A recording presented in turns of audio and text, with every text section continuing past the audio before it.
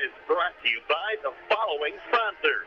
John Jones Auto Group, McDonald's of Salem, Salem Crossing, Meadowview Healthcare, Washington County Tire, Schneck Hospital. Also, Papa John's of Salem, Vital Farms, Jason Petmeyer Insurance, Rodney Bruff Insurance, Temple and Temple. And we are back. Week 6 of the IHSAA football action here tonight. And on the slate at Paul A. Graves Athletic Stadium at Jim Ralston Field is the Salem Lions hosting the Corden Central Panthers. Yeah, we have us another MSC matchup this week. Brandon, that's been a different 2 weeks. You were gone 1 week, I was gone the next week, but I'm glad to be back up here in the booth. Absolutely. It's always exciting to get out here on Friday nights, and of course we want to thank Ethan for filling in kind of when I was gone, and we also want to thank Nick for filling in last week when Zach was gone. But tonight you're back with your normal voices, and we've got a good football game in our hands. Yes, Corden Salem's always a dogfight, and we'll get to talk more about it here later on, but it should be exciting. Absolutely. We've got about 27 minutes here before halftime, but Zach and I are going to do our normal pregame stuff. But one thing we do want to mention before we get on to the game is tonight is homecoming night for Salem. Yeah, I believe this is our second to last home game this year. Of course, next week will be our last, but the season's picking up, Brandon. Absolutely. We're getting to the thick of it now, and like Zach said, tonight is the second to last home game of the regular season for the Lions. Next week will be senior night against Pekin here again at home. But for tonight, Zach, go ahead and tell us a little bit about this Corden Central football team. Yeah, Salem's going up against the Corden Central Panthers tonight, who have a current record of 2-3, which they are led by head coach Luke Keller, 5-20 in his third season. And all 3 seasons he has coached at Corden Central, his entire coaching resume is at Corden Central.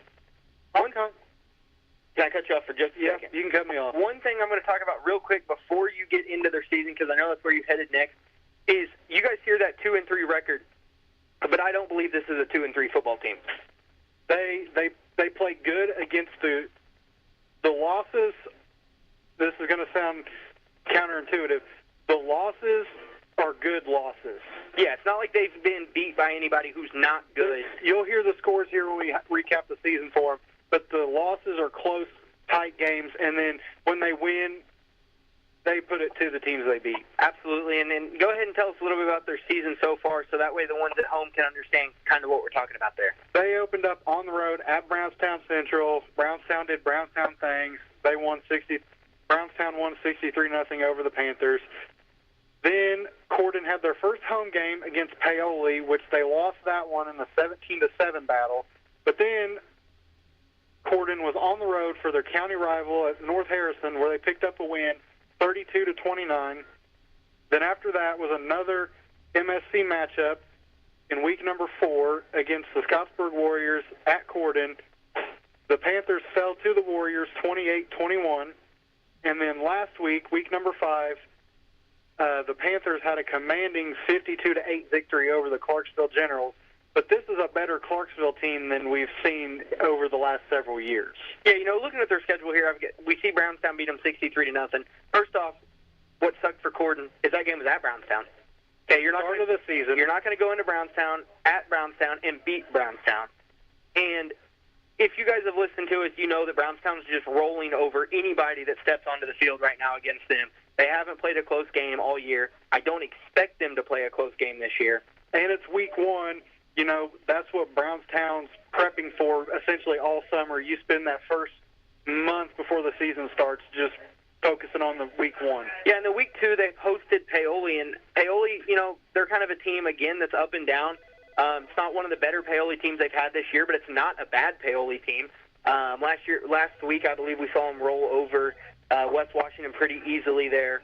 But, again, that's not a bad Paoli team. Corden only gave up 17 points to them. Yeah, Paoli, they're traditionally a pretty strong program. I believe they're kind of down this year, but it's always a dogfight when you play Paoli. Absolutely, and then that Week 3 game against North Harrison, first off, that's, for us, that's the West Washington-Salem game. For the boys down in Harrison County, that's the Corden-North Harrison game. And again, they played a very good North Harrison team with a very good running back in Bryce Fessel, and they took care of business there at North Harrison 32-29. So that goes into show right there that this Corden team is electric and can score points. And they'll show up, they'll play in the big moments when they need to play. Yeah, in week 4, of course, we see them against Scottsburg. Anybody who listened to us week 3 against Scottsburg knows that's a good Scottsburg team. They like to throw the ball. They like to score a lot of points. 7-point loss there for Corden, but Corden stayed with them the entire game. I think in the fourth quarter it was 21-21. Yeah, I remember when that game was getting called, when we kept coming in with score updates, I was like, man, this game's tight. You know, I didn't expect Scottsburg and Corden to be that tight of a game. Yeah, and then last week, that big win over Clarksville, that 52-8 win there. Like we talked about, Clarksville's not a great football team. Clarksville's not as bad as they have been. Clarksville's, I think they're 2-3 right now as well. And, they went down to Clarksville, beat them 52, or they hosted Clarksville, beat them 52-8. And Clarksville's quarterback, he's a freshman, but the kid's got some crazy stats this year, and they've put up some points. Yeah, I'll highlight it here in a little bit, but Clarksville's number 3 in the sectional 40 standings. Yep, and one thing you talked about that week 1 is North Harrison. It's week 1, not North Harrison, against Brownstown. Corden came into that game off of a pretty rough season last year. Mm-hmm. So, Zach, go ahead and tell us about Corden Central last year. Yeah, to recap the season last year for the Panthers, they had a 3-7 record, where they averaged 25.7 points per game. But what really hurt the Panthers is they allowed 38 points per game last season. Whenever it came to sectional play, it was a loss for the Panthers at home against the North Harrison Cougars, 30-7. And then to recap Salem and Corden last year, we were on the road at Corden. It was a Saturday game because there was a hurricane that Friday. It was lost. Almost every game that night got moved to Saturday. That was just a flat, quiet, boring. That's kind of how you can describe what kind of game that was. Yeah, and I've got a note about that game from last year in my notes for tonight. But I will say that, last year, that 10-6 loss, there's not much you can say about it. You scored 6 points, and you gave up 10. And there was several opportunities where we could have scored, but we turned the ball over at probably the worst times in the game. Yeah, it came out so flat. Corden came out also flat, just a little bit less flat than we did. I believe we had too many turnovers in that game. We had too many penalties, and ultimately we lost a very bad game.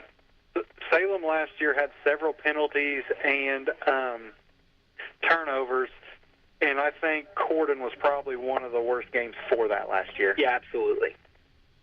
All right, and I'll go into the MSC standings. Currently in first place is Brownstown at 5-0, followed by Scottsburg at 5-0. Charlestown's in third at 4-1. Then the visitors tonight, the Corden Panthers, are in fourth with a 2-3 record, followed by Salem at fifth with 1-4. North Harrison in sixth with 1-4. And to round it out is Silver Creek at the bottom at 1-4. Yeah, and though you look at those standings, Salem's down there in the bottom right with North Harrison and Corden. We did lose to North Harrison week 1. However, we will see how the Corden game plays out tonight. But again, the MSC standings, you see sitting up there alone is Brownstown and Scottsburg, and that's week 9 matchup for both of them. And it's going to be exciting. I think who does Scottsburg play tonight, Zach? We've got that written down. We have Scottsburg's at Charlestown. Charlestown's sitting right there in third place. Charlestown looks to move up. If they beat them tonight, they move into that second spot and really can make a run at the conference title. Yeah, depending on how the season plays out the rest of the year, we could have an MSC matchup in week number 9 for the title, depending on how Scottsburg's season, anything's possible, don't get us wrong, but we kind of have a feeling we know how Brownstown's going to be. I would assume Brownstown's going to go into that game 8-0. But who knows? Scottsburg's got a good matchup tonight against a good Charlestown team, so we'll see how that goes, and we'll keep an eye on that and kind of give updates as accordingly. Yeah, and then we'll go into the sectional 40 standings. Sectional 40 is what Salem is in. And these standings are kind of weird because you have, we'll get into it, the first place team has a loss, but the second place team's undefeated. The way the rankings go for sectionals is if you play teams in your sectional and beat them, you're up higher on the list than, say, an undefeated team that doesn't play a sectional. And you'll see that here with the number 1, number 2 rankings. Number 1 is Switzerland County. The Pacers are currently 4-1. Number 2 is Brownstown, of course, 5-0. followed by third place Clarksville at 2-3, Tell City 3-2, Paoli at number 5 at 3-2, Crawford County, which is kind of surprising, at 4-1 this season. They're in 6th place, and then rounded out by the 2 Washington County teams, Eastern with 1-4, and rounded out with Salem at 1-4. And again, looking at those standings, you see Switzerland County 4-1. They've been bad. You see Crawford County 4-1. They've never been good. And then you've got 2-3 Clarksville right there, who's also not normally very good. But you've got 5-0 Brownstown at 2nd place. It looks like Brownstown, I would expect, to be a top contender in that sectional. It's tough when you have Brownstown in your sectional and in your conference, but you got to show up and play. That means you might run into them twice in the season. Exactly. We usually did when we played. Yeah. Actually, we only played them one time in sectional. That's right, freshman year. We played them freshman year, we played them junior year. We beat Charlestown first round and then played Brownstown second round. All right, with that, we'll go into the impact players for Springs Valley tonight. We have number 3 wide receiver and free safety. He's a senior, Jack Cecil. Pretty common last name there in Harrison County. Last week he had 1 catch for 32 yards, 2 total tackles, and he is number 13 in 3A for punt average at 33 yards a punt. Which is kind of a weird stat to have on an impact player list, but if Salem does punt, I would expect them not to punt it right at him. I would say so. I think a good note that you added in there, Larry. I think that it's going to be a thing to keep an eye on to see if Logan Dent's going to punt the ball right at their stud. And we only have 2 impact players tonight for Corden because Max Preps wasn't really updating. But we have number 26 running back and safety, junior Kyle Vest, and his stats for last week were not updated, so I have his season stats. He's got 54 carries on the season for 212 yards and a touchdown, and he's number 7 in the conference in rushing yards. Got to stop the run game. That's all you can really leave it at. Yep. You want to go ahead and go to Keys to Victory, or do you want to talk about Salem season? We'll go ahead and talk about Salem real quick just to give your voice a rest there. So coming into this game, the Lions are 1-4 behind interim head coach Roger Pennington. The Salem season this year has been kind of up and down.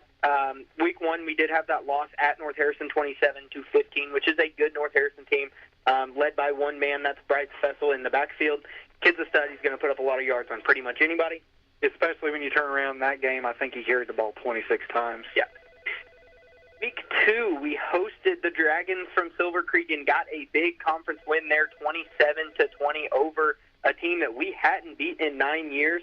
And we've talked about it, pretty much every week about how electric that game was. Not even just the game, but the fans, everybody was fired up for that one. Against a non-traditional Silver Creek team. Yes. Week 3, we hosted the Scottsburg Warriors. We I can't say we really played bad, but I can't really say we played great. We lost to a good Scottsburg team, 23-6, much better than our 54-7 loss last year against pretty much the same team. What I said that week when you were gone, or the following week against Brownstown when you were gone, Brandon, the score didn't reflect that game to me. You take away the injury that happened to Ethan Campbell. That was a touchdown. Take 7 points off the board there. Take the intentional grounding that happened in the end zone. That's 2 points there for the safety. And then the following possession when Scottsburg had the ball, they got another 7 points. So that's 16 points right there off of just Salem miscues. Yeah, and even if you don't take that touchdown away from them, you take those 9 points away, it's a 14-6 game, and all of a sudden it's a one-score game, whereas the game ultimately resulted in a 3-score game. Exactly. Week 4, not much to say about it. We traveled up to Brownstown on Elm Street against Brownstown, and they kind of just did their thing and beat us 63-7. That's like we've talked about. That's a very, very good Brownstown team this year. Going to make a run at the conference title. Going to make a run at the sectional championship. Probably going to make their run at Lucas Oil this year. I hate to say it, but good for them. It's a long time coming. Yeah, especially in Coach May's resume. Yeah, their coach has been there for 33 years. He's averaged 2 losses per year, less than that now. Well, not less than that. It's right at 2 losses per year. And I don't care who you are. I don't care what program you have. I don't care what athletes you have. Averaging 2 losses a year for 33 straight years is absolutely unreal. Yes. Week 5, last week, we hosted the Blackhawks of Springs Valley.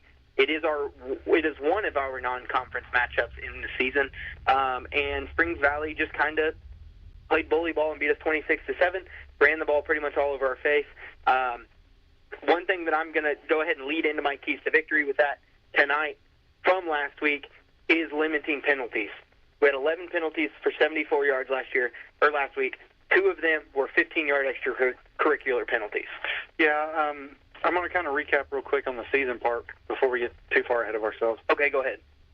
That's the tough part about Salem's schedule is opening up weeks 1 through 5. You know, you have North Harrison, you have Silver Creek, then you have Scottsburg, then you have Brownstown, then you have Springs Valley. It's just body blow to body blow. I'm not going to say we're going to the easy part of the season. We still face the 2 county teams. Those are always dogfights. We have Charlestown, who's turned their program around in one season. But I'm going to say we have the top dogs. We have the lesser of our schedule. That's how I would word it. Yeah, we have the lesser of our schedule because, I mean, that Silver Creek team this year wasn't great. However, they still are a 4A football team. They had 100 kids. I mean, it's a tough game either way. You know, it's a 7-point game there, but it's a tough game. And then do you have anything else on the season? No, you can keep going into your keys. So like I talked about the penalties last week, we had 11 penalties for 74 yards per unofficial Ethan stats. But those penalties, like I said, 2 15-yard extracurricular penalties, late hit out of bounds, unsportsmanlike. That's 30 of the 74 right there. We had 9 penalties for 44 yards after that. Can't really say that 9 for 44 is terrible. That's 5 yards of penalty. Most of them were false starts. I believe we had a couple illegal shifts. Just miscues. And just, you know, miscues that you don't love to see in a Week 5 football game. That's like Week 1 miscues. Mm-hmm. My second point there is we got to limit turnovers. We had 2 last week. Unfortunately, they were at bad times. We had one right before halftime on an overthrow interception. Then we had a fumble at some point in the game. I don't exactly remember what it was. But it was in the red zone. I remember coaches talking about Yes, we were driving the ball, and we fumbled. And that's right there. You score both of those drives, all of a sudden it's 26-21. You're a lot closer to the game. You're a lot more in the game than you are at 26-7. And then the third point right there is we got to stop the pass game no matter who we're playing, because you can't get caught up in the run over and over and over and over until the team can throw one over your head. We saw that against Scottsburg. Mm-hmm. We saw them throw a touchdown in the back corner of the end zone on a, 3rd and 15 or something like that. They threw a 30-yard touchdown. You can't let that happen in a 3rd and 15 scenario. Yeah, right. Currently, the Lions are getting ready to take the field as we approach 11 minutes till kickoff, but we'll try and get the rest of this in real quick. I agree. Go ahead, Zach. Go ahead with your keys to victory here. My keys to victory I have, and it'll kind of foreshadow what you have to say. I feel like our offense needs to capitalize off of our defensive efforts better. I feel like that has been something we've been lacking all season. Defense has been playing pretty well lights out, in my opinion, this season to the best of their ability, but I don't feel like the offense is capitalizing off the hard work the defense is doing. Well, one thing to go on to that is the kids were talking about it. They're averaging forcing 3 turnovers a game.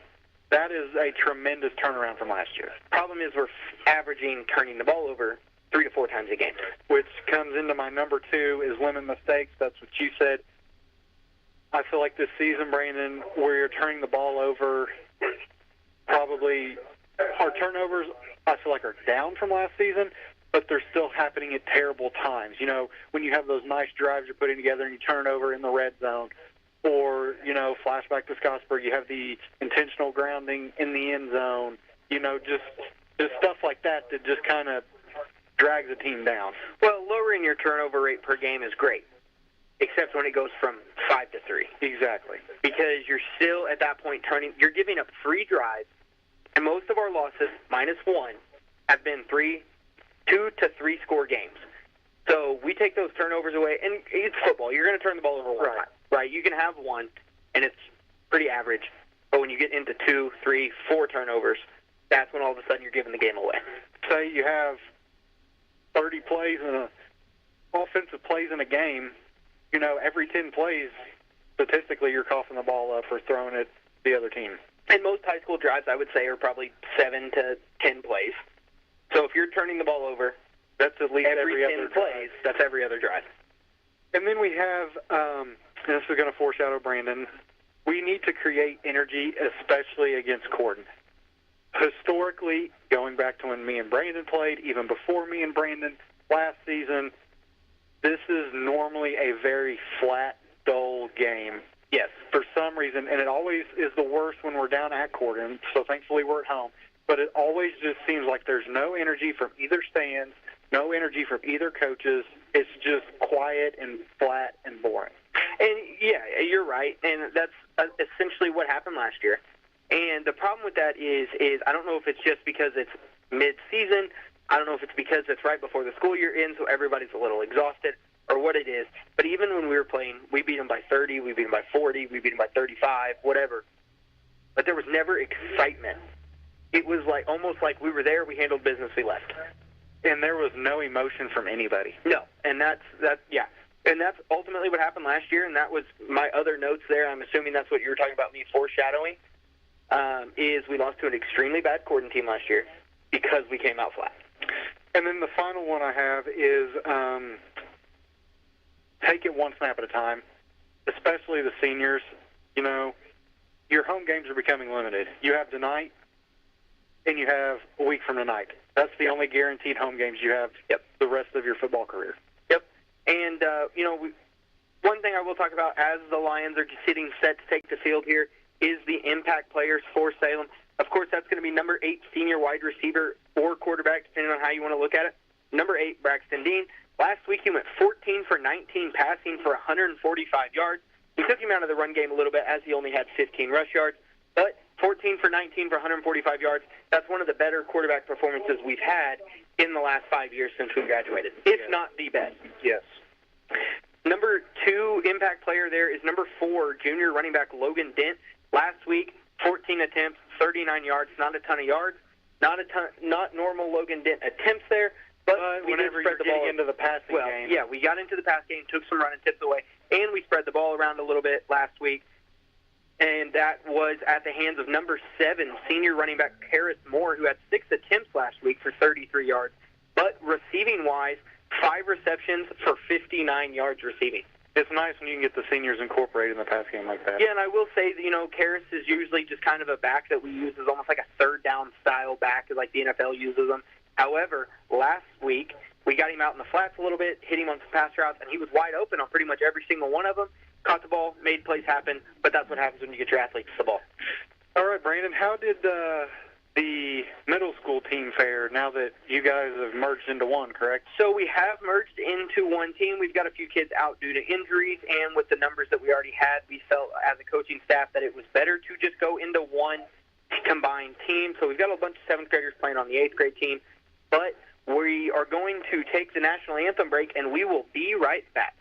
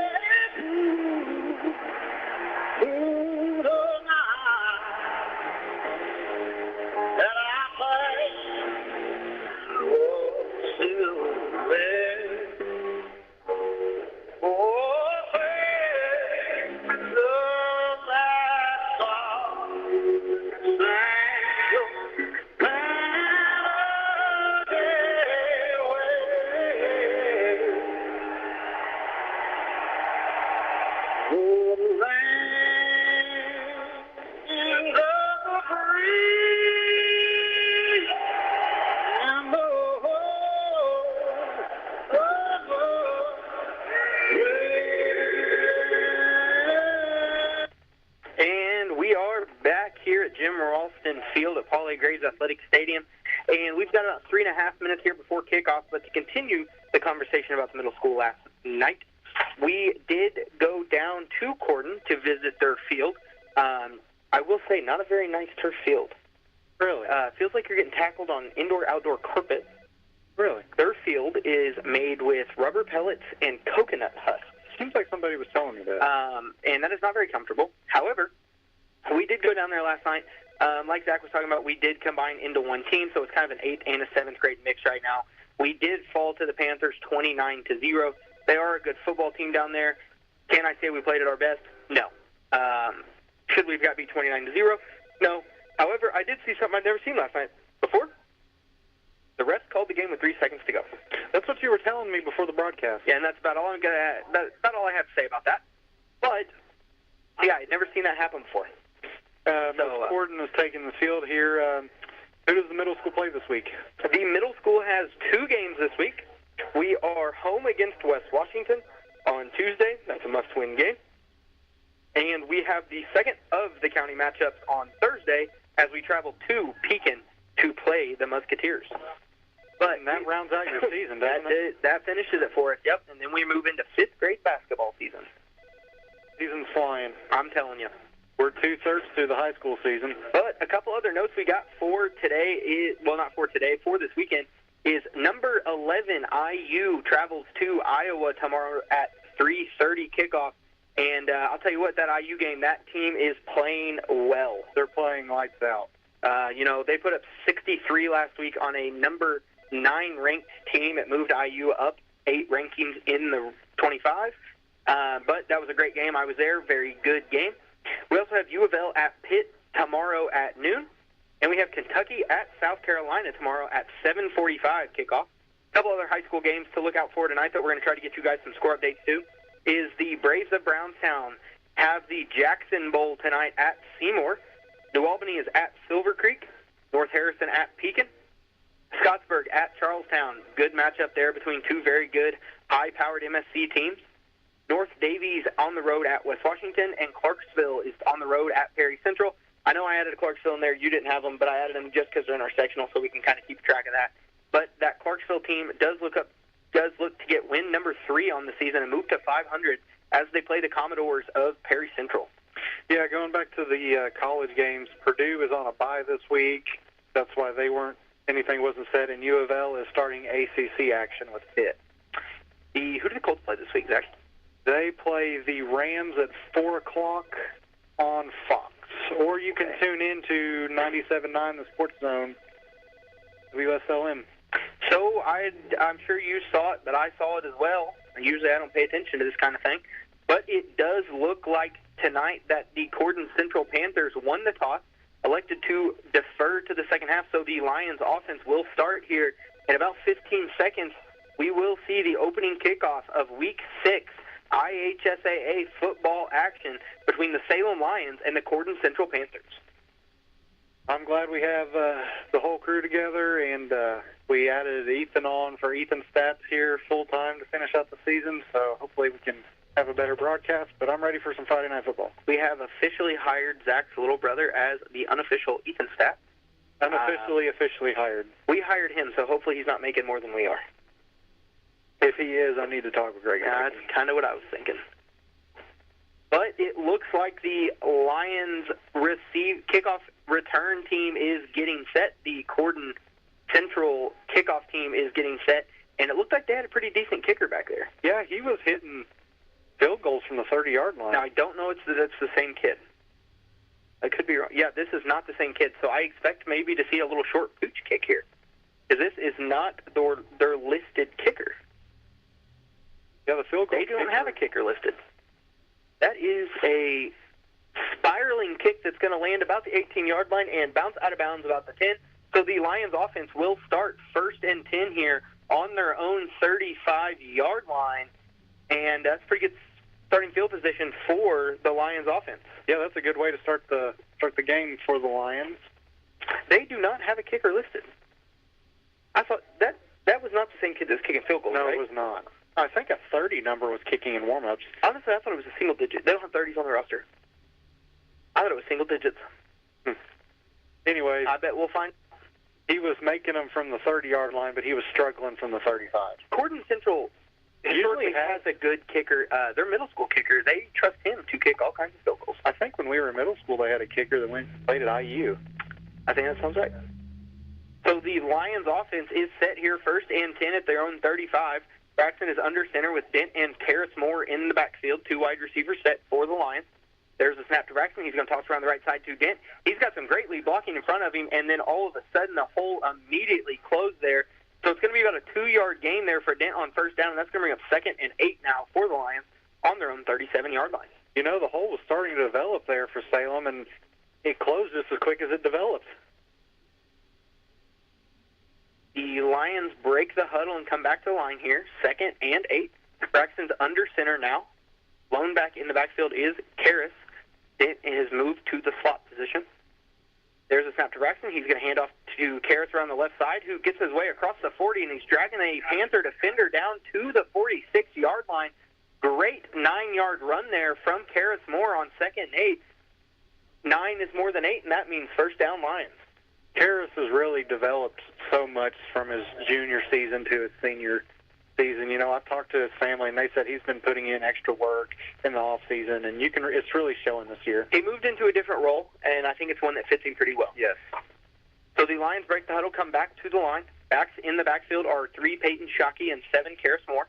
Wide out to the top side of the field is Ethan Campbell. There's Dent in motion. There's a snapper tossed around the right side to Shockey, who delays his run but does find a hole, who makes his way across the 50. I think they're going to mark him at the 50. So it's going to be 2nd and 6 now for the Lions. Nice 4-yard run there from number 3, Peyton Shockey. If I'm not mistaken, he was the lone scorer for the Lions last week, wasn't he? He was the lone scorer for the Lions in the Brownstown game. The stats were marked weird then. You could be right. He went out at halftime. I do know that. I do know that, yes. Braxton's under center now with Karras and Dent in the backfield behind him. 2-back set for the Lions. There's the snap to Braxton. He's going to fake the pitch and hand it off to Dent up the middle, who's got a big hole and a hard run ahead of him. He's going to pick up 8 yards there. Down to the Corden Central 42-yard line. That's going to give the Lions a new set of downs here after a hard run there from Logan Dent. There wasn't any contact on Dent until about 4 yards past the line of scrimmage. Already 2 minutes into this game, about 10 minutes to go here in the first quarter. Braxton breaks the huddle, brings his team to the line. Karras Moore, the lone back in the backfield. Peyton Shockey, the near receiver. Ethan Campbell, the far receiver. Braxton gets his team set. There's the snap. It's going to be a handoff to Karras up the middle, and he is met immediately at the line of scrimmage. They're going to mark him for a loss of 1, so that will be a negative 1-yard play for the Lions, and that will bring up 2nd and 11 now for the Lions at the Corden 43-yard line. That play was blown up as soon as Karras got the ball. That play never developed. No, it did not.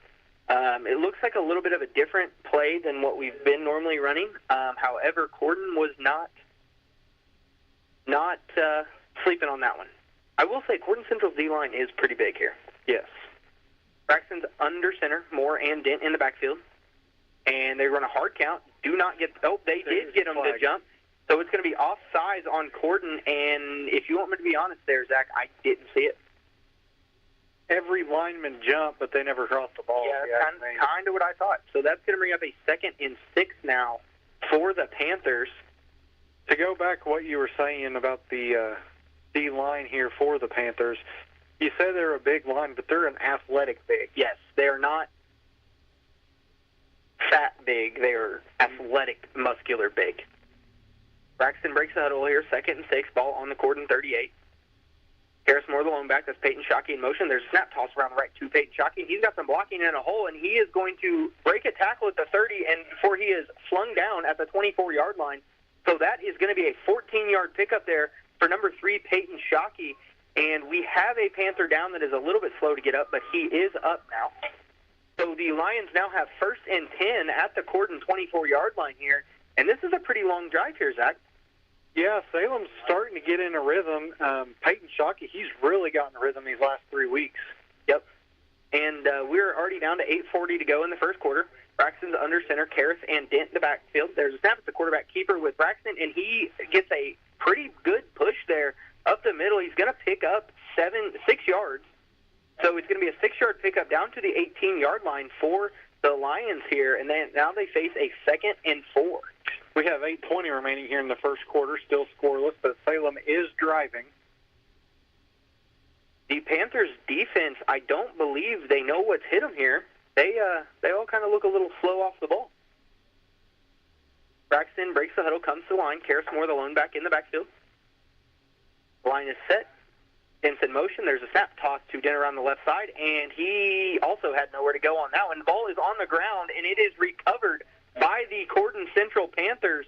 And we talked about this before the game, and that is a drive killer. That is another turnover in the red zone for the Lions this season. Yep.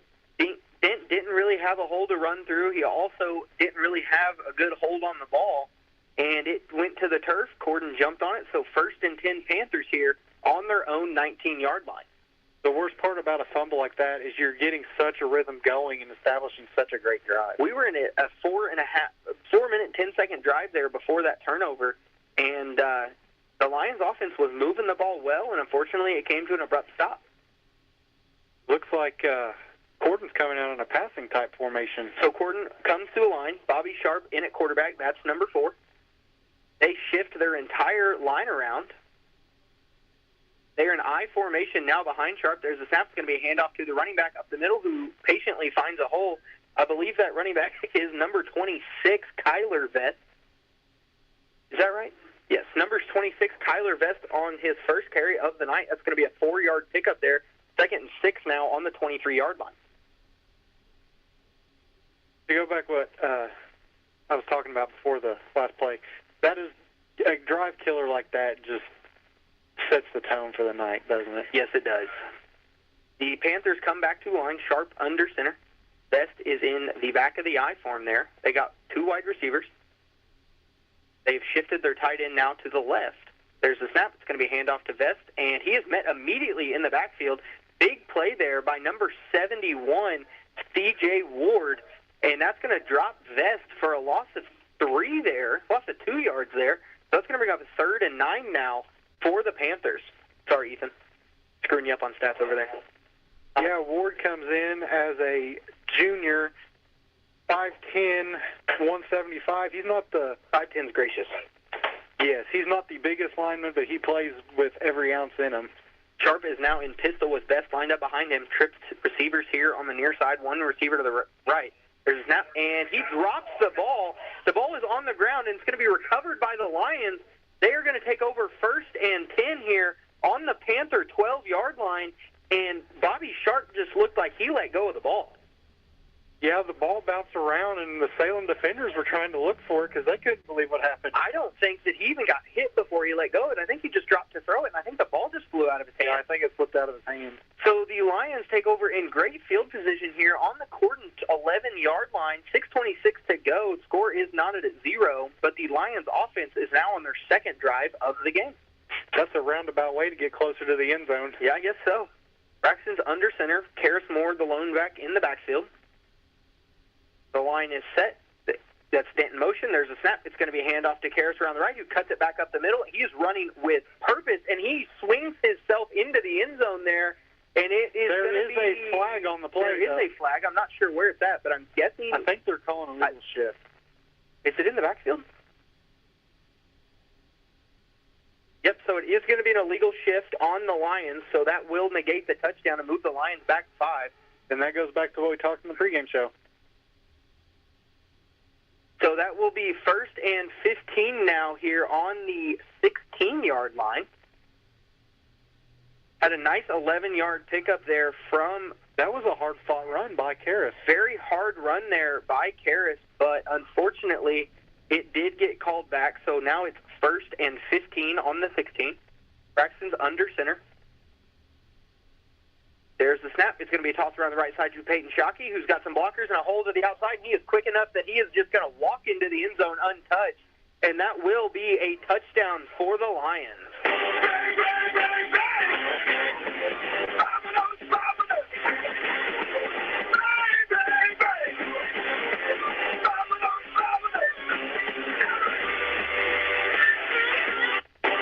That was a 16 15-yard pickup there for number 3, Peyton Shockey, on the little toss to the outside. He had some great blocking, and the kid is quick enough that he is going to walk into the end zone. So they take the lead here 6-0, pending the extra point from Blake Applegate. And that is most definitely an offside. He tackled the lineman for the Lions. So for anybody that doesn't know about the Lions PAT snap count, we get set on go, I believe. Yes, it's go and we peg down and then the snap. No, Ethan's shaking his head. So it's down set. Okay, so they go down set. It gets a lot of teams to jump, and that time Aiden Taylor was in the way of the guy who jumped, and he just flat ran him over. So that will be now a 2-point try for the Lions here on the 1.5-yard line. I think when he hit Aiden, he was a little excessive. 3-back set for the Lions. That's Karras, Ethan Campbell, and Logan Dent. There's a snap. It's going to be a quarterback keeper with Braxton, who gets to the outside, and he is going to get his way into the end zone. So that will extend the lead for the Lions. 8-0 here. 6 minutes and 12 seconds to go. The Lions take the lead over the Gordon Central Panthers. Zach and I will be back after a short commercial break. If you're living with back or neck pain, even the simplest tasks can feel overwhelming. But expert relief is closer than you think. Schneck now offers 2 specialized practices for spine care, Schneck Neurosurgery and Schneck Orthopedic Spine, giving you access to a full spectrum of advanced treatment options right here at home. We're proud to highlight Dr. Matthew Stanfield, a highly skilled neurosurgeon with over 25 years of experience and leader of Schneck Neurosurgery, renowned for his expertise in treating complex spinal conditions. Schneck Spine Care Program proudly welcomes Dr. Kenneth McKinley, a board-certified orthopedic spine surgeon with over a decade of experience, who now leads Schneck Orthopedic Spine. Together, these 2 practices bring you comprehensive spine care, from advanced imaging and non-surgical therapies to expert surgical solutions, all tailored to your unique needs. And we are back, and we are always appreciative of Schneck Medical Center. That is how we ended up with Mallory. For the moment, Blake Applegate has kicked the ball back to the 25-yard line. It's going to be fielded by the Panthers, and that kid looked terrified to be running the ball. And I think he might have been. That was number 80, Kaysen Houchins on the return. He fielded at the 25, got to about the 33-yard line before he was met by the Lions, and I seriously think he was scared to be running the ball. I don't think he's caught many of those. No, he has not. So the Lions defense comes out here for their second defensive stand of the game. The first drive resulted in a fumble by the Gordon quarterback here. Sharp comes out in pistol with Vest lined up behind him, trips to the left here on the near side. 1 single receiver to the far side. 6:06 in the first quarter. Sharp is getting his team set. There's a snap. He drops back to throw, and he's going to rip one deep to his receiver, and it's going to be a huge catch over the head there of Peyton Shockey, and that's going to be number 5, Joe McCarty. And number 3, I think. Was it number 3? Yeah.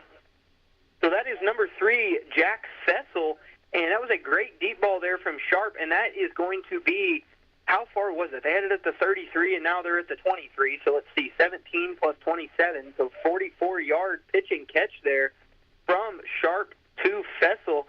The kid's 6'3", 180, and he had a nightmare matchup there with the shorter Peyton Shockey. And that wasn't even a 2-step drop by the quarterback.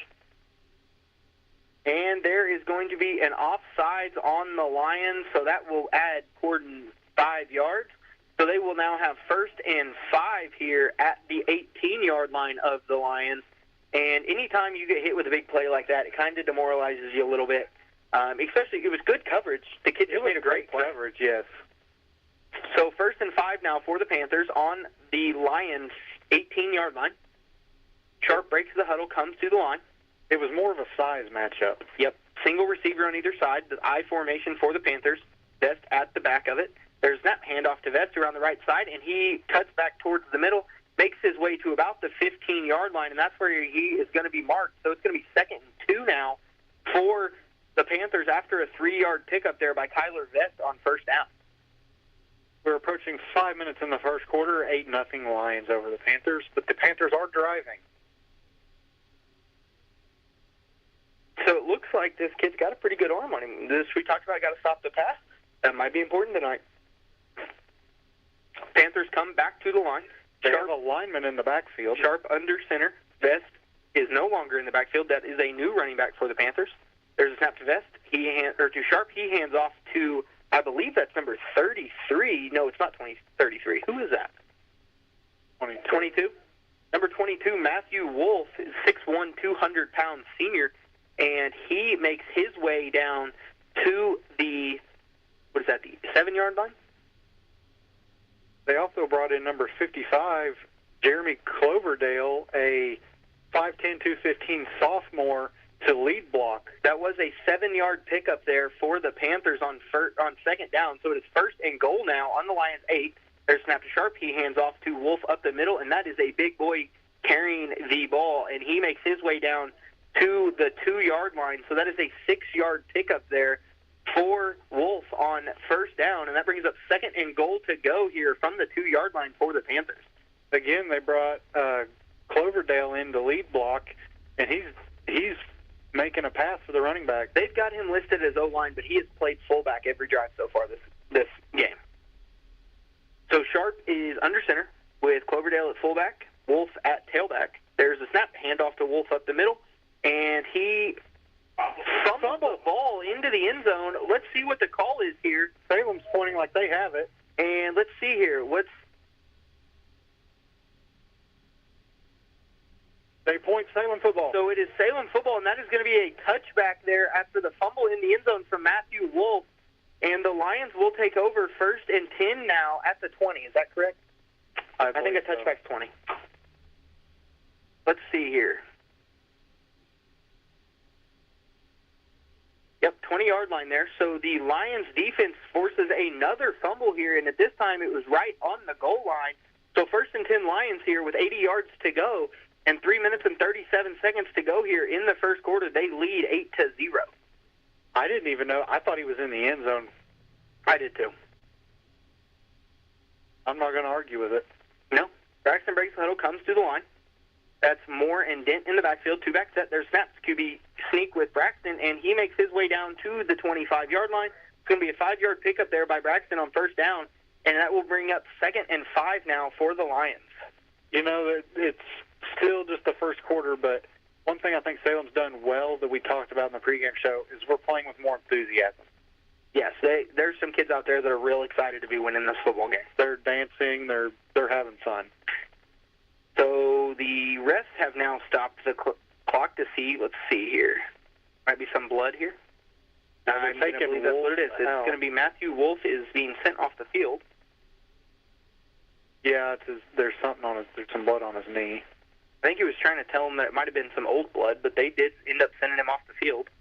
So in for the Panthers now is number 9, A.J. Layton, a 5'10", 150-pound senior. I think he's a more than 150 pounds, Zach. Yeah, his legs are massive. So the Lions come. They are now set. Braxton's under center. Moore and Dent in the backfield. There is a snap. It's going to be a handoff to Karras up the middle, who breaks the tackle at the line, pushes his way forward to the 31-yard line. So that's going to be first down for the Lions after the 6-yard pickup there from Karras Moore, and that will give the Lions a new set of downs here on their own 31-yard line. Wolf is being subbed back into the ball game. There's a little bit of pushing and shoving there going on after the play. That is something to keep an eye on. We did see that last week, and ultimately we ended up with a couple extracurricular penalties. They usually get the second person. Yes. So Salem back to the line here. Braxton's under center, Moore the lone back. There's a snap. Braxton looks to throw, and he's going to throw it out wide to Ethan Campbell. It's going to be a high ball that goes through Ethan's hands, and it is going to be 2nd and 10 now for the Lions on their own 31-yard line. I'm not going to say that was an interesting play call, but they really walked their secondary up to the line. Yes. They had a linebacker sitting there. The kid just never moved. Yes.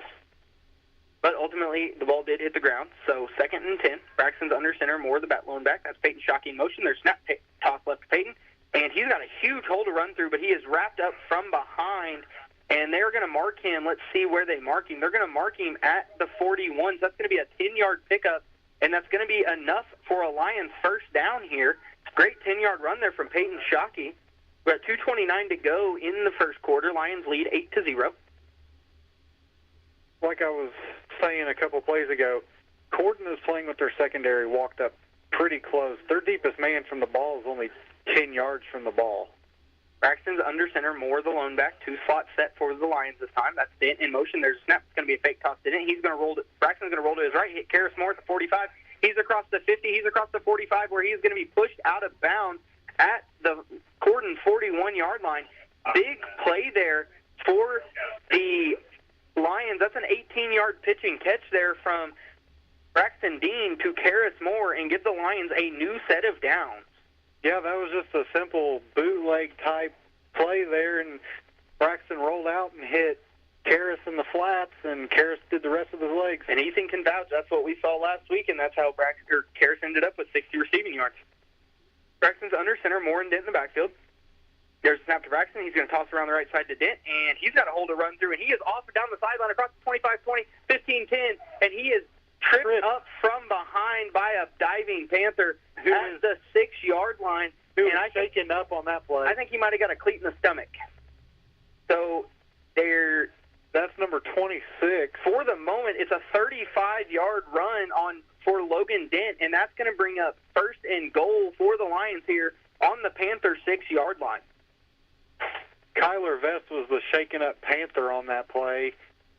They sub in, it looks like number 5? Yeah, number 5. That's what I named him earlier, JoJo McCarty. 6'1", 185, junior. That's a receiver's name. JoJo McCarty? Yeah, it's almost an NFL quarterback's name. Yes. Yes, it is. So there is going to be a timeout. Lions with 1:53 to go here in the first quarter. They lead over the Panthers 8-0, and Zach and I are going to take a short commercial break.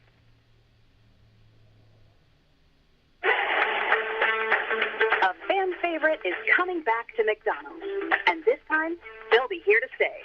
Snack wraps are back, baby. Back on the menu at your local McDonald's after a long wait. Starting July 10th, the snack wrap returns to participating restaurants nationwide. And this time, they'll be here to stay. You can get them in 2 delicious flavors, spicy and ranch. Spicy snack wraps will feature a bold, zesty, and unapologetically fiery taste.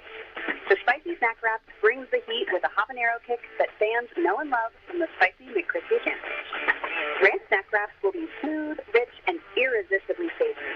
The ranch snack wrap delivers a satisfying burst of cool ranch goodness with hints of garlic and onion. In the meantime, enjoy the rest of McDonald's menu and their under $3 menu. I'll be back with more details later. In the meantime, check out snackwrapfiles.com for daily reviews. I'm loving it.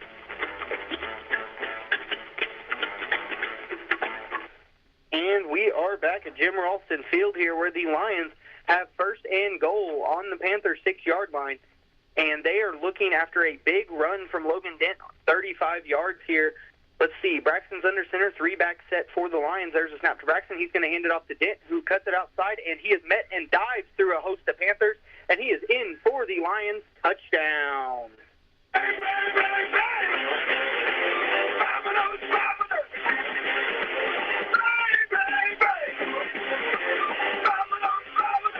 The Lions extend their lead 14-0 here, pending the extra point from Blake Applegate. And let's see here. The Lions did go for 2 after an offsides on the Panthers, the first touchdown. So the ball is set. The line is set. There's a snap. Hold is down. Kick is up. And it is a short kick that is good. It barely made its way over the crossbar. But that does extend the Lions' lead to 15-0 here with 1:48 to go in the first quarter. You know, what I saw on that touchdown is it looked like just a moral defeat to the Panthers. There was, I think, 4 or 5 Panthers laying on the ground, and they were just slow to get up, not due to injury, just because they were just mentally defeated. One thing I want to bring up here is the Panthers' drive has been, they've ended both of their drives on fumbles here, and I'm not exactly sure what all these notes mean. I was looking at Ethan's stats here. He's got some possession stats for us. I'm not exactly sure. Are you not taking Corden's stats, just Salem? Okay, that's what I was going to talk about. So the first drive ended up with a fumble by the quarterback, Bobby Sharp. Second drive, after a huge pass play and a couple good run plays for the Panthers. Ended at the goal line here with a fumble into the end zone. So the Lions score off of both turnovers and go up 15-0 here. And, Zach, one thing I want to talk about is we've got a new name in to kick. That is number 18, Rene Alvarez, and he takes a booming kick down to the 5-yard line, and that's going to be fielded by the Panthers. He's going to run out to the right. He's got a little bit of blocking, a couple holes, and he breaks it, and he's across the 40, the 50, the 40, the 35, 30, 25, 20, 15, 10, 5, touchdown Panthers. After the big kick from Rene Alvarez, the Panthers found a hole to return through. I believe that is number 3, if I'm not mistaken. Yes. That is number 3, Jack Fessel, with the 95-yard kick return to cut the Lions' lead from 15-6 here, pending Corden's extra point. I didn't get the chance to say it during the play, but I saw three or four Salem players on that side of the field start to go down, and Fessel found the hole where the players went down, and he took it to the house. That was a big return there. In set to kick, this is the kid that was kicking it in warm-up. Yeah. Is Dane Naiman. He's listed as a quarterback, wide receiver, and DB. He's a 5'10", 160-pound senior. He's also their kicker. Kick is through the uprights and good. So that will cut the Salem lead 15-7 here with 1:34 to go. And, Zach, let's see if we can get in a short commercial break. What do you think? We can try it. After a joint surgery, injury, or illness, Meadowview and Salem Crossing are the best choices for helping you recover. Our Moving Forward Rehabilitation Program offers a full range of therapies. We're here to help you return home safely with the skills you need to live life on your own terms. Meadowview and Salem Crossing, 2 great options for your rehabilitation. To learn more, visit asccare.com or call 888-996-8272.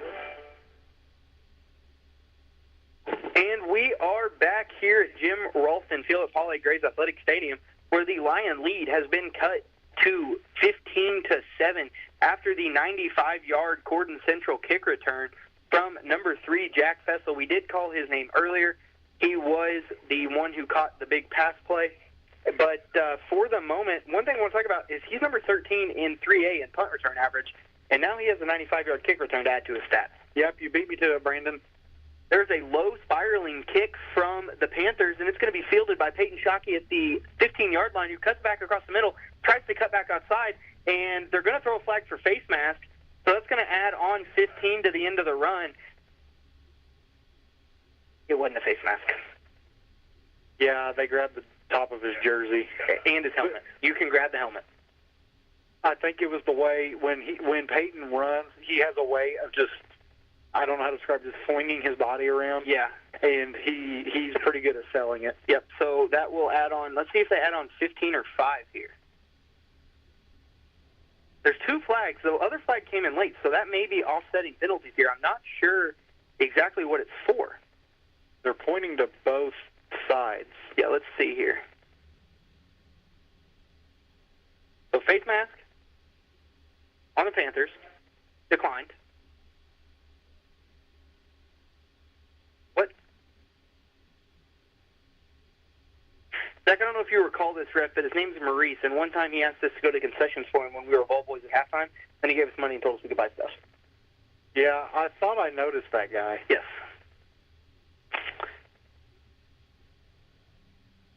So they're going to move the ball. Are they re-kicking? Yes, I think they are. So, okay, so Salem's coaches elected to have Corden re-kick the kickoff there. Probably not a bad idea after the short return. We're not even to the end of the first quarter. It's been an exciting first quarter. Yep, so they declined the penalty, so it's going to be a re-kick from the original spot at the 40. That was kind of confusing for everybody, but Dalen Hammond is in set to kick. There is the kickoff. Again, a low spiraling kick that's going to bounce at the 30, and it's going to go out of bounds at the 21-yard line. So that will be an illegal kick there. So that will set Lions up 1st and 10 here at their own 35, and that's the second time that kid's kicked the ball out of bounds. Yeah, we have a minute 28 here in the first quarter, 15-7 Lions, and that's 2 penalties on 2 kicks. And he kicks a spiral, an up and down spiral. It drops right behind the second level, but before the third, and then rolls out of bounds. Yep. On a grass field, that would work well. And on their field, because the ball did not bounce on their field. So Braxton brings his team to the line. He is under center with Karis Moore, the lone back, in the backfield. 2 slot set for the Lions. There's Dent in motion. There's a snap. It's going to be a handoff to Karis around the left side, who's going to cut it out, and he's going to be met after a 3-yard gain. Let's see where they mark him here. So it's going to be a 3-yard gain there. So I think they might have gave Karis an extra yard. So that is now 2nd and 7 for the Lions here on their 38-yard line. They're starting to walk their safety down even closer. He was playing at 7 yards that play. 8 minutes left in the first half of the West Washington game. West Washington first half. West Washington trails North Davies 6-0. Braxton's under center. There's a snap. He's going to toss around the left side to Denton, who cuts it back up the middle, and he dives across the 40 down to the 42-yard line. So it's going to be 3rd and 3 here for the Lions now on their own 42-yard line. And I do not believe that we have seen the Lions in the third quarter, or in the third down. I don't think we have either. There's 8 minutes left. I'm not sure what that 8 minutes. I'm guessing first half there out of West Washington. Again, they trail North Davies 6-0. 16 on the play clock, 20 on the game clock. We have to get a snap off. Braxton's under center, more and in the backfield. There's snap QB sneak with Braxton, and he went absolutely nowhere. He's lucky to be at the line of scrimmage. It is going to be 4th and, let's see, they gave him a yard, so it's going to be 4th and 2 Lions here on their own 43-yard line, and we'll see what Coach Pennington decides to do after we return to action here at the start of the second quarter. But we will be back. Lions lead the Panthers 15-7. Your farm is more than just land. It's your livelihood and your passion. Springer Insurance and Indiana Farmers Insurance will work with you to review your farm's unique needs and find the right coverage for your home, barn, buildings, equipment, and more. Call Aaron at Springer Insurance in Salem at 812-896-3687 for a farm policy that works as hard as you do. And we are back, and I believe Zach's got some score updates here. Yeah, we got a thriller at the Boneyard at Charlestown. Charlestown's up over Scottsburg 14-7. New Albany's up over Silver Creek 13-7. Brownstown to Seymour, according to ScoreStream, is knotted up at 0. I bet that just hasn't been updated. Probably. I believe I read where Brownstown was 70-point favorites in that game. Holy. Yeah. And Providence is up 21-0 over Madison.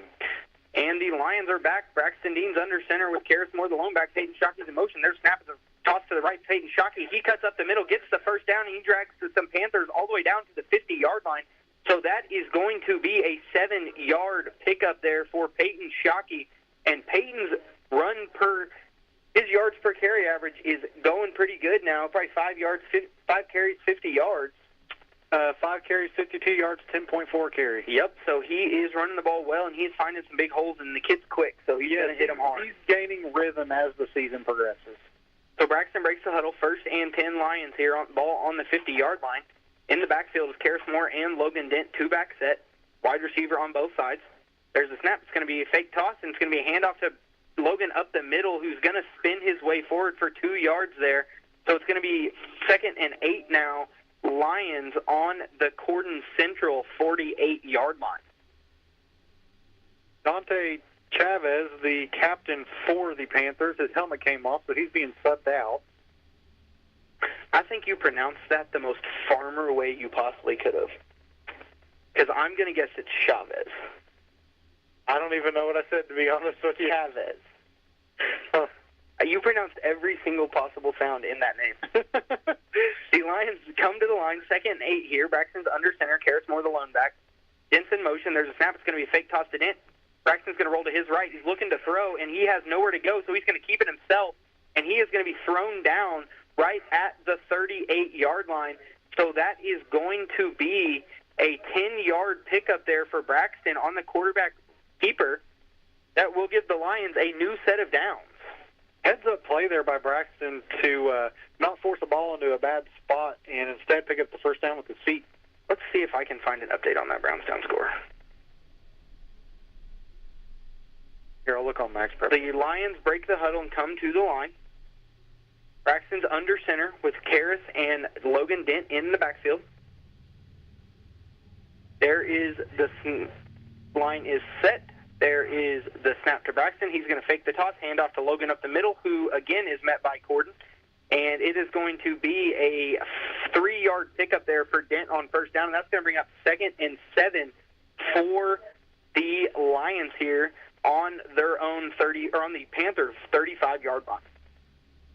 Trying to get you a Brownstown update. Yeah, I cannot find out anything. Let's see. I'm going to click on this live stream. Oh, wait, I can't do that. The Lions have broken the huddle. There is a live stream on Twitter, by the way, of that game. Brownstown's up 14-7. I just saw that. Braxton's under center. There's a snap. It's going to be a toss around to Dent, who's going to hand it off to Peyton Shockey around the left side. He's got some blocking in a hole, and he's going to bounce around between some defenders, and he is down the left side across 15, 10, 5, and he is tripped into the end zone for the Lion touchdown, and that is going to be a big play. And let's see, did they mark him out of bounds, or did they mark him in the end zone? Shockey was grabbing at his knee. That is a touchdown for the Lions here. So they extend their lead to 21-7 after the big run here, 35 yards for Peyton Shockey, and he is limping a little bit, but he looks to be okay. Second touchdown of the night for Peyton Shockey. Second touchdown over 15 yards for Peyton Shockey. Mm-hmm. So Blake Applegate is in set for the PAT. Waylon Foster to hold. There is the hard count, and they got him to jump again, so that's going to be, they will send the offense back in for the 2-point conversion, and you would think if you did it the first time, you probably wouldn't do it a second time. Yeah, I was watching the second line of defense there for the Panthers, and they were all throwing their hands up when the lineman jumped. So Braxton brings his offense back onto the field here. Peyton Shockey's now averaging 14.5 yards a carry. Good for him. That was a great run, too. He just kind of cut around some defenders and found the open space and ran through it.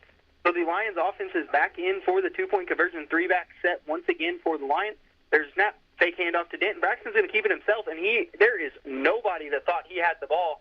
And Braxton is just going to trot into the end zone, and that extends the Lion lead 23-7 over the Panthers with 9:52 here to go in the second quarter.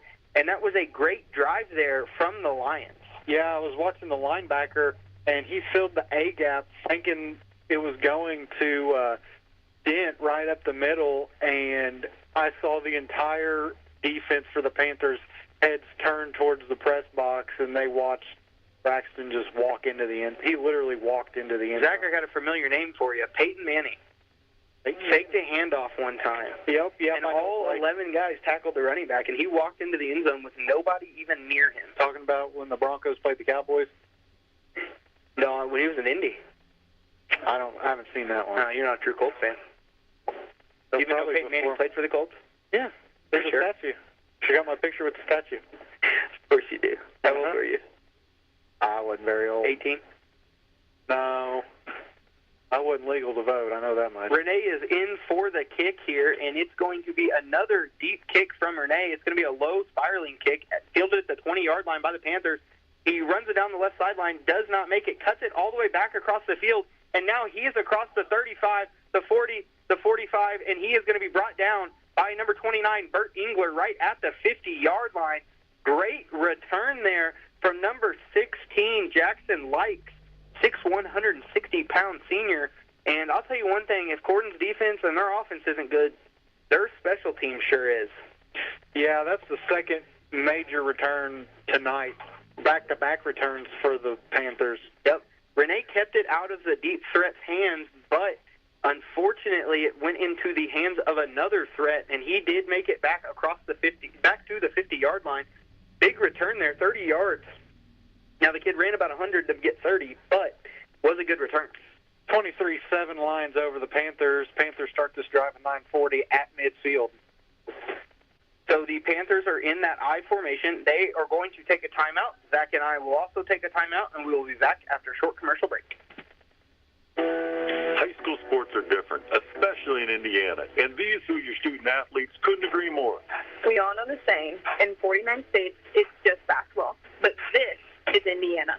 Well, the same is true for all high school sports in Indiana, like volleyball, and soccer, and softball, and track, and so many more. We're passionate about high school sports in Indiana. They're an undeniable part of our state's culture. They're woven into the DNA of our community.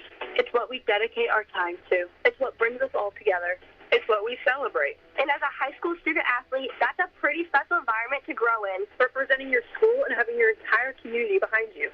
Being a high school student athlete in Indiana is something we never take for granted. And it's an experience we'll never forget either. I'm IHSA Commissioner Paul Knight. Support Hoosier student-athletes like these by buying a ticket to your high school's athletic events. This is who we are. This is Indiana. This is your IHSA. And we are back here at Jim Ralston Field, where the Salem Lions lead the Corden Central Panthers 23-7. With 9:40 to go, Corden Central is in the I formation at the 50-yard line. There's a snap. It's going to be a handoff, fake handoff, and Sharpston is keeping himself around the left side. He's across 45, across the 40, getting chased by Lenny Wynn.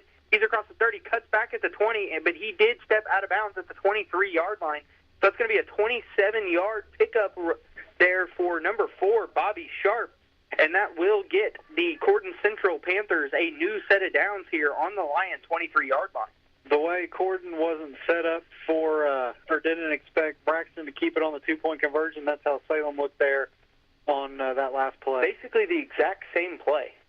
And I'm afraid if he wouldn't have stepped out of bounds, he probably would have housed. He had a huge cutback lane. So the Panthers come back to the line. That is number 26, Vest, back in at tailback. There's a snap, handoff to Vest, who gets a hole, cuts it back at the middle at the 20, and he is across the 20 near the 15. They're going to mark him at the 17. So it's going to be a 6-yard pickup there for Kyler Vest on first down, and that is going to bring up 2nd and 4 here for the Panthers. We're approaching 9 minutes here in the left till halftime. Both teams have 2 timeouts remaining. The Panthers break the huddle. They are still in that I formation. Cloverdale at fullback, Vest at tailback, Fessel at the far receiver.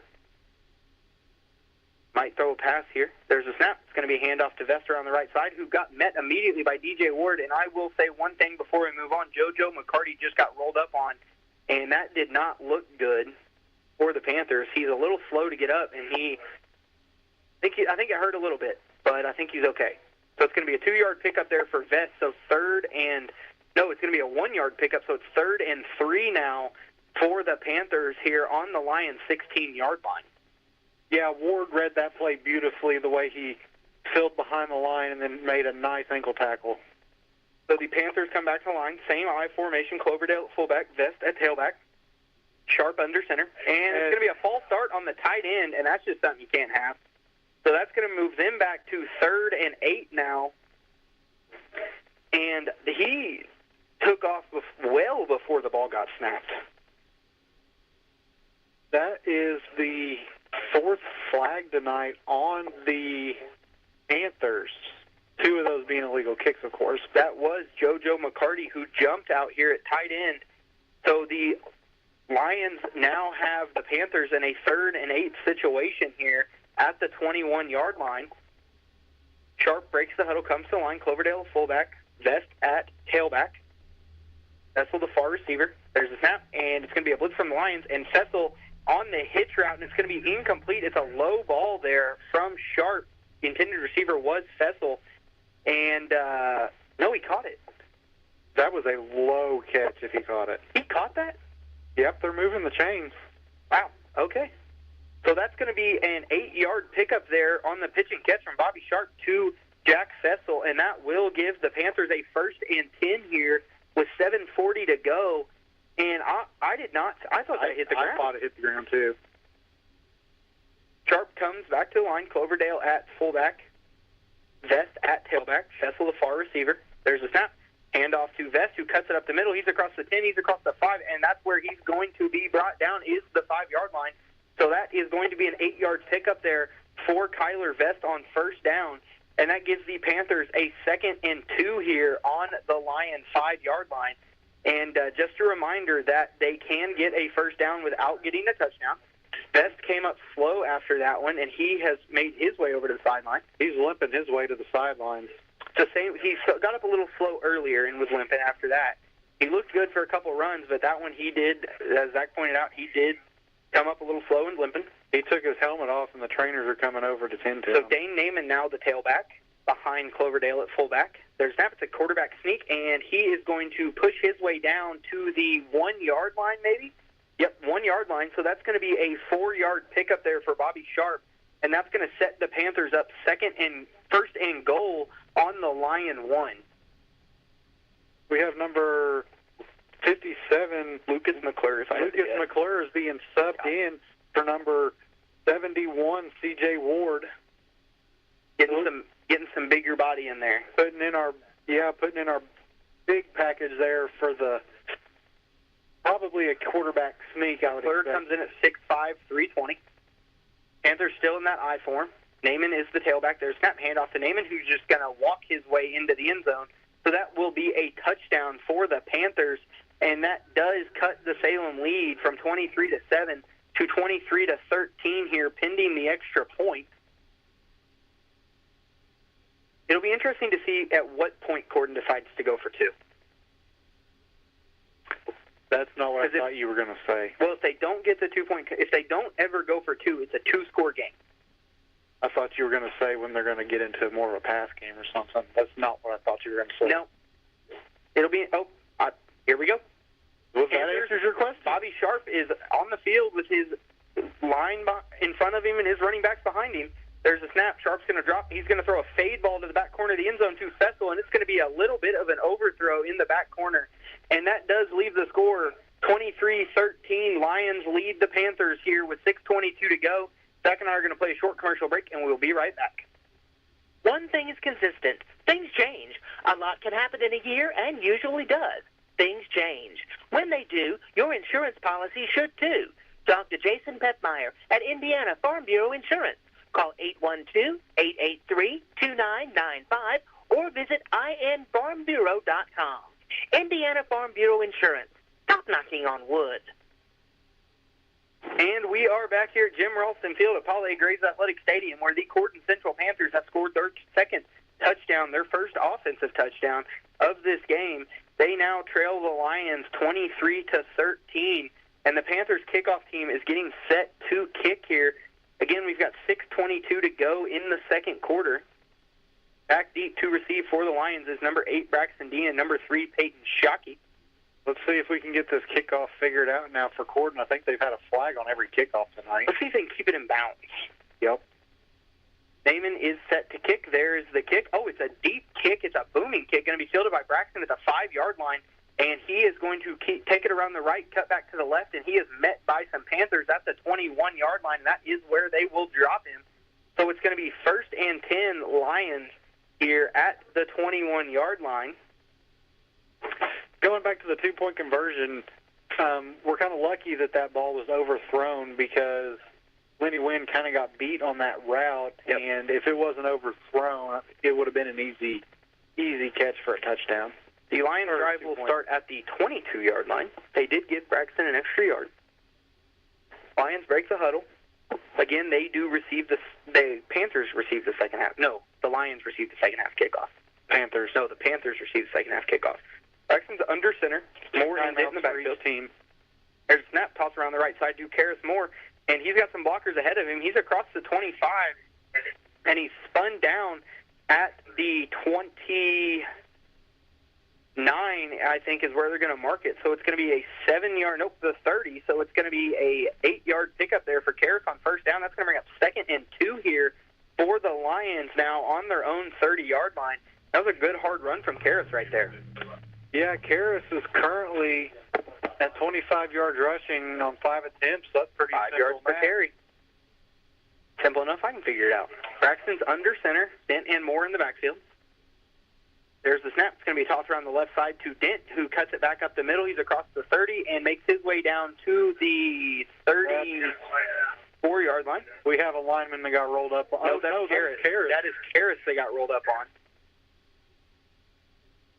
So he is going to be down at, let's see where they marked him down at. Karras got rolled. That was a nasty roll. 34. I didn't see it. The 34. So that is going to be a 4-yard pickup there for Logan Dent. And that is going to bring up 1st and 10 for the Panthers. And Karras is not happy that he is coming off the field. He's jogging off the field with the trainers making him come off. He is not happy at all. The Lions break the huddle here with 5:25 till half. Braxton's under center with, let's see who the new back is. Is that Drake Cottrell? There's a snap. It's going to be a fake handoff to Cottrell. He's going to hand it off to Payton around the left side, who cuts it up the middle, cuts it back outside. Big block from Logan Dent. And Payton has broken 3 tackles, and he's across the 50, the 45, 40, and he is going to be brought down on a diving attempt by the Panthers at the 35-yard line. So that is going to be a 31-yard pickup there from Peyton Shockey on 1st down, and that will give the Lions 1st and 10 here with 5:04 to go in the second. Good thing to see is Karras Moore has made his way back onto the field. If it wasn't for that shoelace tackle, I think Peyton would have had his 3rd touchdown tonight. That is Peyton's 2nd run over 30 yards tonight, his 3rd run over 15 at least. He's juking, jumping, and jiving. So the Lions break the huddle, come back to the line, 1st and 10 at the 35-yard line. Braxton's under center with Dent and Moore back in the backfield. There's snap to Braxton. It's going to be tossed around the left side to Dent. He's got Karras lead blocking. Dent stiff arms the Panther, but he does get through it, so that will be a loss of 2 there for Logan Dent. And that's going to set the Lions back to the 37-yard line. It's going to be 2nd and 12 now for the Lions here at the Panther 37-yard line. You know, you watch the game and you think Salem's just dominating this whole ball game, but then you look at the scoreboard, it's only a 10-point ball game. Yep.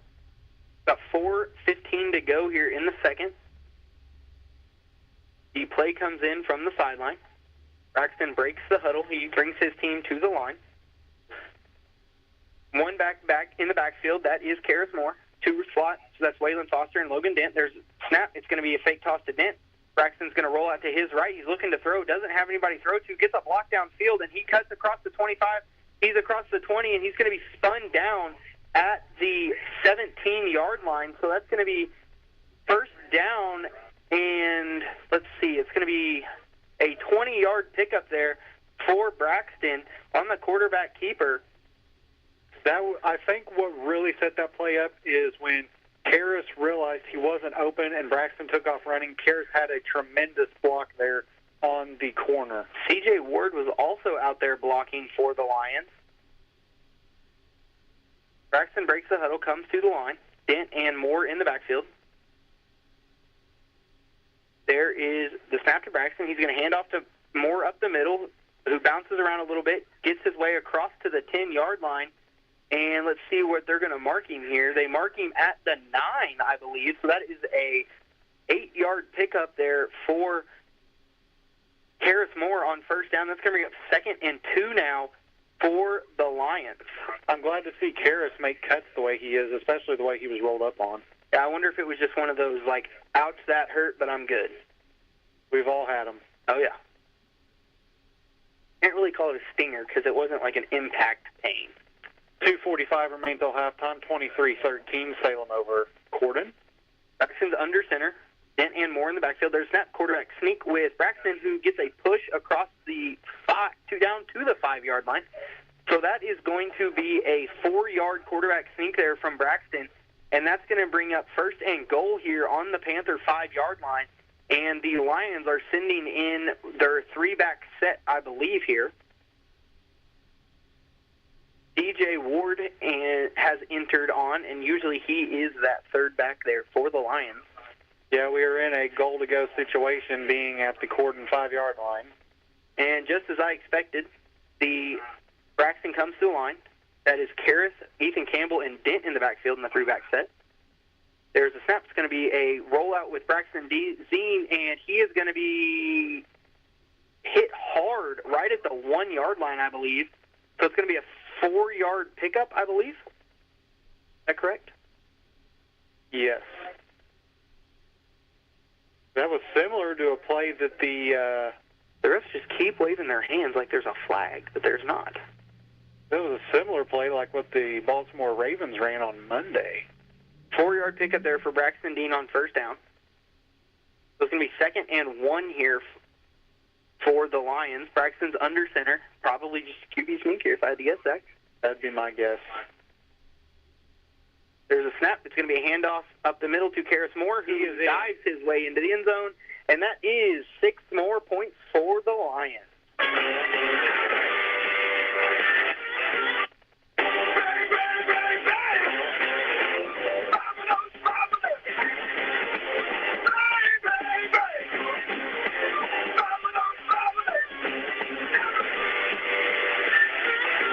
And the Lions extend their lead to 29-13 here with 2:02 to go in the first half, pending this extra point from Blake Applegate.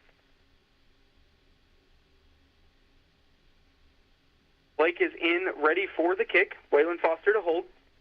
Snap is down, kick is up, and it is between the uprights, so that is good. That extends the Lions' lead to 30-13. And we're going to stay right here. And, Zach, do you have any kind of score update for us? Yep, I'll get them for you real quick here while I'm on. I have the West Washington while you're looking. West Washington trails North Davies 12-0 at halftime. Brownstown starting to get a commanding lead over Seymour 34-7. New Albany up over Silver Creek 20-10. Charlestown still up over the Scottsburg Warriors 20-14. See if I can get any more quick updates. That's about all I really have. So at this time, Ethan, Providence is up 36-0 over Madison. Ethan, we appreciate you being here. I'll thank you since your brother probably didn't. I bought him dinner. Yeah, there you go. You're making him pay you back, though. I would have honestly forgot about it if you didn't say that. Ethan, you got to pay Zach back. 2:02 remains here till halftime. And speaking of the number 2 timeouts for each team. Low bouncing kick from Renee, fielded at the 30, and he's around the right side. Big block there from one of the Corden kids. The flag's going to fly. Not really an illegal block. That's extracurriculars. They threw a flag for an illegal block. Was it an illegal block? Probably not. The only thing you might call it is a crackback block. Cage Calloway got blown up on that play. My opinion is, again, I am an IHSA certified ref. If you're going to flag kids for blocking well on kickoff, remove kickoff. The NFL has essentially done it at this point. Yeah. I don't know that they should be flagging that.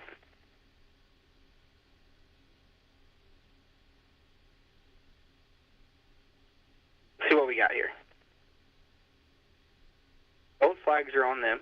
There's 2 fouls on the play. I think it's going to be crackback block. Personal foul on That's Gordon. the crackback block. And I think the other one's a face mask.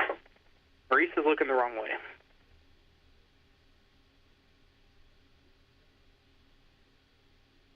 Still waiting on the call. There is some confusion. Yeah, there's only one flag. Apparently. So they're just calling it a personal foul. Yeah, that would be the crackback block. So that will set the Panthers all the way back to their own 21-yard line here. Minute 55 to go before halftime. 2 timeouts for both teams. The Panthers come out in a gun formation, 2-by-2 receiver set. They took out their heavy lead blocker. Sharp is in pistol, I believe. That is not Vest behind him. That is 22 Matthew Wolf, I believe. There is a snap to Sharp. Sharp looks to throw. He's got a receiver across the middle of the field, and that's number 2, Naaman, and he catches at the 40, cuts back on Waylon Foster. He's across 50, across 45, 40. He's getting chased down by Peyton Shockey and Lenny Wynn, who flew out of nowhere to make that play. Huge touchdown-saving tackle there from Lenny Wynn, and he was about 10 yards behind where he caught it, and he hawks him down at the 5-yard line. That is going to be a, let's see here, 29 plus 45. That is a 74-yard pitch and catch there from Bobby Sharp to Dane Naiman. And that was a huge touchdown-saving tackle by Lenny Wynn. We saw Lenny Wynn's inner track runner come out on that play. We timed their 40s today, and my stopwatch said 4.47. Right there, he might have been running a 4.4. Oh, yeah. He came out of nowhere. Sharp is under center. Cloverdale in at fullback. There's a snap handoff to Vester on the right side, who cuts it up the middle, runs into his own blocker, and spins off of him down to the 1-yard line. So that's going to be a 4-yard pickup for Vest there on first down. And that's going to bring up second and goal. Nope, 3-yard pickup. They marked him at the 2. So it's going to be second and goal from the 2 here for the Panthers.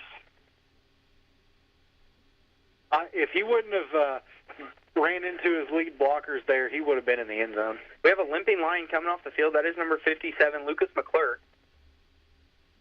I believe this might be his first game he's eligible to play. Again, McClure comes in at 6'5", 320 on the roster. Several players are getting rolled up on tonight. Sharp under center, Cloverdale at fullback, Vest at tailback, and there's going to be a timeout by the Panthers, I believe. No? They're talking to the ref about something. They're talking about the play clock getting reset. Yeah. Well, they delayed it, but the game clock kept running, I think is what he's complaining about. They have currently 51.6 on the clock. Yeah, I think there was over a minute before they delayed it. I heard they're talking about adding tenths of a second to the NFL game clock. For what? I don't know. You know what I mean? Like if it's I get it, I guess. Clock is running, 40 seconds remain. Sharp's under center, Cloverdale fullback, Vest at tailback.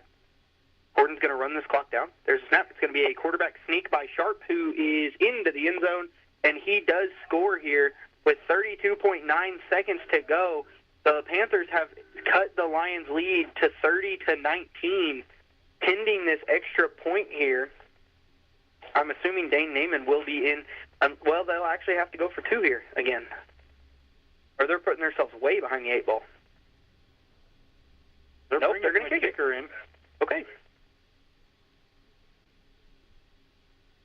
So it's 30-19 here, 32 seconds to go before halftime. Dane Naiman is in for the kick.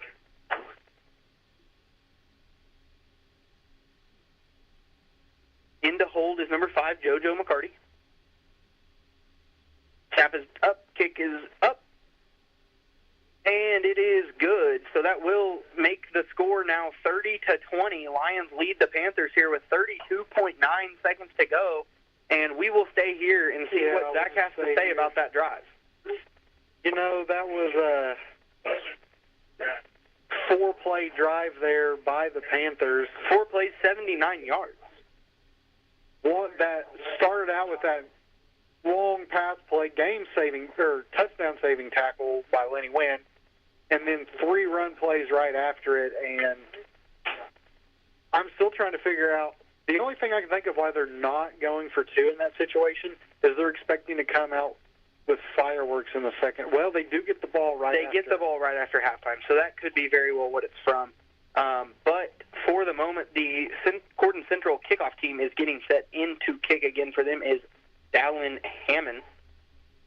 And you think they'll do a little squib kick with 30 seconds remaining? I would assume so. I mean, I can't really say. The kid had a great kickoff last time. I'd kick it into the end zone. Hammond is set for the kick. There is the whistle. He runs, and he gives a great boot down to the 5, and it is going to bounce into the end zone. So that will be a touchback. The Lions will take over 1st and 10 at the 25-yard line, and that's kind of what I expected them to do. The kid's got the leg for it. Might as well kick it. 32.9 remain till halftime. Lions are up 30-20 over the Panthers. 2 timeouts for each team remain. Let's see if the Lions here just take a knee or if they take advantage of their 2 timeouts. It should just have to be 1 play, and that runs out the clock, won't it? 35-second play clock? Or would it be? Oh, yeah. I was confused with what you were asking me. I believe they are just going to take a knee here. I don't really blame them. There's the snap, and Braxton walks back, takes the knee, and that does put 30 on the game clock, and that will reset the play clock to 40. So that will be the end of the first half here, where the Lions lead the Corden Central Panthers 30-20. And I will say that's probably one of the best halves of football we've seen from the Lions this year. Yep, we will have our halftime commercial break, and we will be back to talk about the first half. I just got to find this halftime thing. What you think here, Zach? Right there. And the clock has hit 0, so Zach and I will take our, like he said, our halftime break, and we will be back here shortly with some Ethan stats and some conversation about the first half. Stand by for the second half. This is the Salem Lions High School Football Halftime Report on WSLM 97.9 FM. It's time for the Commissioner's Corner, an exclusive weekly conversation about Indiana high school sports with the Commissioner of the IHSAA, Paul Neidig. Now for an up-to-the-minute report about what's happening in the constantly changing world of high school sports, here's Coach Bob Lovell with Commissioner Paul Neidig. Welcome back, everyone. I'm Bob Lovell. This is our weekly conversation with the Commissioner of the IHSAA. It's Paul Neidig. And Commissioner, week 5 of the high school football season approaching us. We have a girls golf sectionals beginning this week. Tell me I'm losing my mind. It doesn't seem possible that we're already there. And on top of that, October the 12th will be the pairing show for football. So help me understand what's going on. You know, the days get shorter, Coach, and as the days get shorter, we get close to the tournament season, and that's, it's just right around the corner. You know, girls golf, we started back the first week of August, and they've been playing and getting better, and we're going to start the March Storage Prairie View Golf Course where we hold the state finals here this weekend. So it should be shaping up to be a really good tournament. But, yeah, time flies in football and pairing shows. And, you know, everything that we do as far as fall sport offerings is right around the corner. We're excited to get there, but the good thing is we're ready. You know, we plan every day for our tournaments and constantly have conversations with people who are going to host for us, our members, our great member schools. Let's see what kind of spin we can put on this year's chapter of IHSAA Sports. If you want to be a real sports fan, you need to think about becoming a licensed official in the IHSAA. It's a shortage. It's a problem, not just here in Indiana, but across the country. So give that a thought. What can people do, Paul? Can they go to a portion of your website and find out how to get involved in becoming a licensed official? Yeah, the easiest way is to go to IHSAA.org, and there's a tab at the top of the page that has the word officials on it. If you simply click on that officials, it'll start walking you through the process. And you know, we encourage people.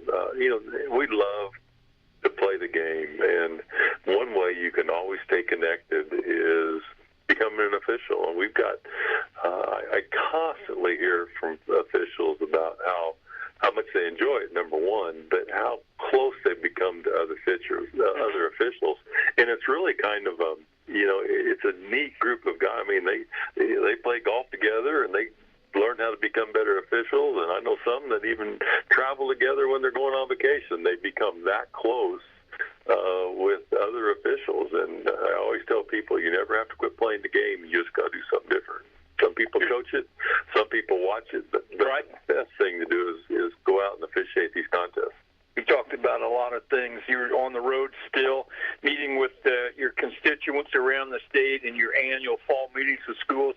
I'm hopeful that continues to be successful and beneficial for everybody with everybody involved. It is. It's so important for us with 410 member schools now for us to get out and meet with each of them. And, we traveled to 8 different spots around the state over a period of time. And, we want to present information, but also we want to be on a listening tour. And whether we're talking in the hallway before or after or during the meeting, it gives us a chance to touch base with our membership because, not all of our schools look the same. And if you're at Shakamack with a 1A school, it looks different than if you're at Carmel High School here in central Indiana. we continue to march toward the end of football. Week number 5 is upon us as we speak.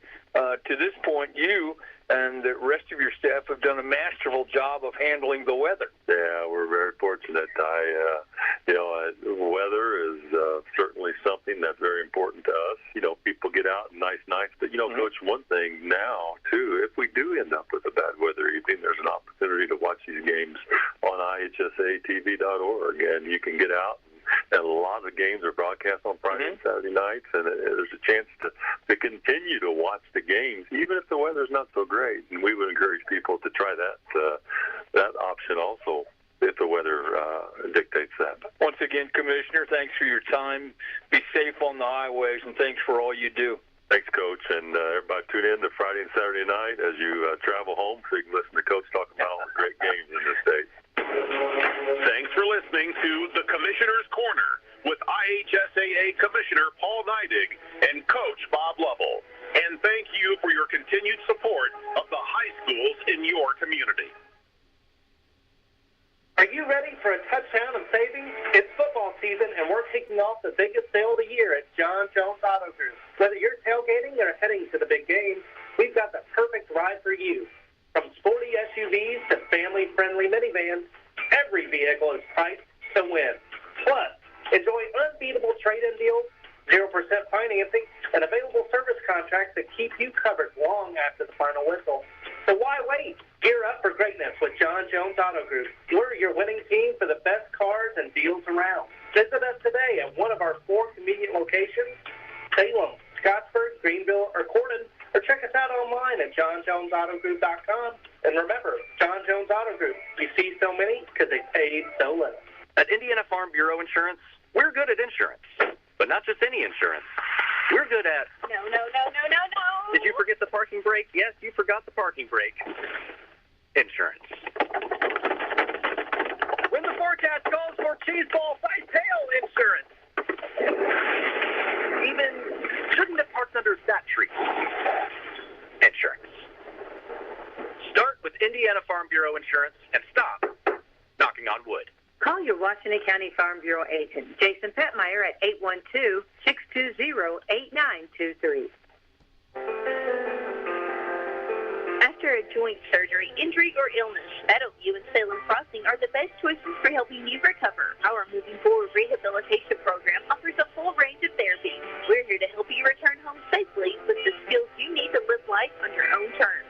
Meadowview and Salem Crossing, 2 great options for your rehabilitation. To learn more, visit asccare.com or call 888-996-8272. Planning to buy some land or build a new home or maybe put up a fence? Do you know your property lines? Are you in a floodplain? When it comes to surveying your property, call someone you can trust with years of experience.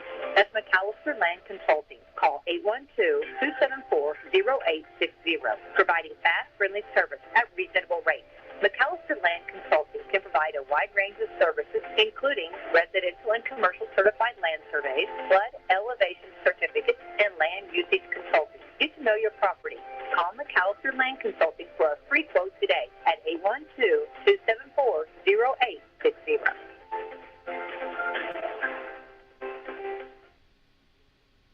Let's get on our feet and give a big hand to the starting lineup at McDonald's here in Salem. The quarter pounder is coming on the field. Filet of fish and those golden delicious fries are warming up on the sideline. And now for the feature star of the night, the Big Mac. You'll score every time with a hot, fresh meal from McDonald's in Salem, whether you're there for breakfast, lunch, or dinner. Take a time out and stop by before or after the big game to check out their all-day breakfast menu or value menu. Download the McDonald's app and you can get great deals on delicious tastes all day long, including buy 5 McCafe drinks and get 1 free. You'll score every time with the wife and kids when you make a touchdown at the Golden Arches right here in Salem. And don't forget, McDonald's has gift cards so you can give that great fresh taste all season long. The end of summer is coming faster than we would like. That's why we're savoring every moment and every flavor at Summer Wine Down at Holiday World and Splash and Safari. Festive dishes paired with Indiana wine. Very scary sangrias by the pool. Thanksgiving treats between coasters. Festive foods. Select wines. Collectible cups. One giant celebration. August 4th through September 13th at Holiday World and Splashes Safari. Come for the thrills. Stay for the flavors. Get your tickets at holidayworld.com. At Papa John's, get your everyday favorites for just $6.99 each when you order 2 or more items from the Papa Pairings menu. When you order more, you save more. Choose from medium, one-topping pizzas, boneless or traditional wings, papadillas, breadsticks, cheese sticks, garlic knots, and desserts. It's easy to order all your favorites when they're just $6.99 each. So the next time your friends come over to watch the game, or you're tailgating at one of the local high schools, or to the IU, Purdue, or Colts games, be sure to take plenty of good food. Check out the Papa Pairings menu to save. Better ingredients, better pizza. Papa John's. Call Reese at 812-883-3369 for pickup or delivery, or order online to collect your Papa Rewards. Better ingredients, better pizza. Papa John's. If you're living with back or neck pain, even the simplest tasks can feel overwhelming. But expert relief is closer than you think. Schneck now offers 2 specialized practices for spine care, Schneck Neurosurgery and Schneck Orthopedic Spine, giving you access to a full spectrum of advanced treatment options right here at home. We're proud to highlight Dr. Matthew Stanfield, a highly skilled neurosurgeon with over 25 years of experience and leader of Schneck Neurosurgery, renowned for his expertise in treating complex spinal conditions. Schneck's Spine Care program proudly welcomes Dr. Kenneth McKinley, a board-certified orthopedic spine surgeon with over a decade of experience, who now leads Schneck Orthopedic Spine. Together, these 2 practices bring you comprehensive spine care, from advanced imaging and non-surgical therapies to expert surgical solutions, all tailored to your unique needs. And because it's Schneck, you'll receive compassionate, high-quality care without having to travel far. Visit schneckmed.org to learn more. Schneck Orthopedic Spine and Schneck Neurosurgery. Expert spine care close to home.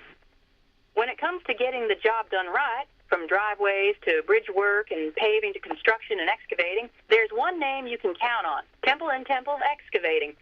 Serving homeowners and also handling big jobs for city, county, and state highway projects, they built a reputation on quality work since 1948. Driveways, construction, demolition. If you need it moved, cleared, built, or torn down, call Temple & Temple Excavating at 812-883-6644. Temple & Temple have been supporting Washington County for 77 years, one project at a time. Call Temple & Temple today at 812-883-6644. We're talking with Valent Territory Account Manager Brian Lund out of Lafayette. And Brian, what do we see in those soybean fields in Indiana? I think we are set up really well for a good crop at this point in the year and going forward. Some of the areas that have been dry earlier are now pretty much back to normal. Most of it rating good to excellent, and I think with some soil moisture and continued good weather, we're on track for a good crop in 25. Brian, are there any challenges that Indiana farmers are seeing in those soybean fields? Weed control just continues to be an issue, particularly with water hemp, public enemy number 1. And this year we've also had some issues with mare's tail. And what are you recommending to soybean growers to get ahead of those culprits?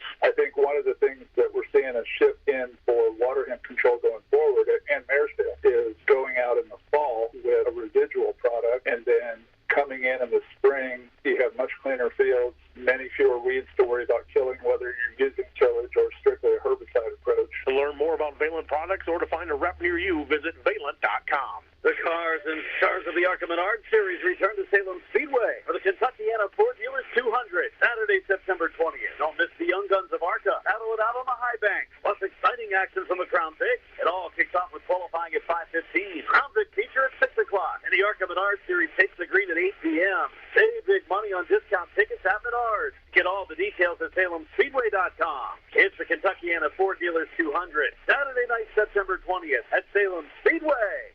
Boiler up and hail Purdue. And Wilhelm has the touchdown. Led by new head coach Barry Odom. Next to catch at the 30. He's at the 25, the 20, the 15, the 10. Don't miss a single moment all season long. With the touchdown catch. The Boilermakers host USC. Join us live this Saturday. Our coverage begins at 2:30 right here on your home for Boilermakers football. The Purdue Global Sports Network from Learfield. Hoosier fans, the 2025 Indiana football season is underway with head coach Kurt Signetti leading your Hoosiers on to victory. The next home game on Saturday, September 20th.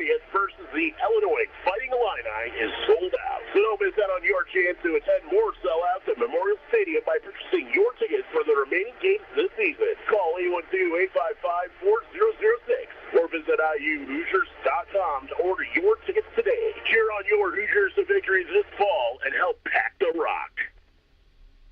And we are back here at Jim Rawson Field at Paulet Graves Athletic Stadium, where we had the first half completed in this ball game, where the Lions are up over the Panthers 30-20. Real quick, we'll get in here. I guess it'll be Ethan's stats now. Zach, you didn't turn yourself up enough. I had it up what I was the other night. That sounded pretty good. Now you're at the thick white line. I was 2 below it the other night. Well, that's why I could barely hear you when I was listening. It was one of the radios telling me I was doing good. good. I was at the IU game, couldn't hear nothing.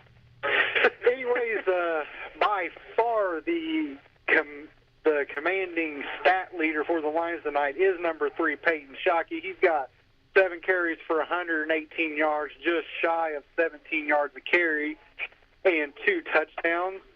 And then Karis Moore and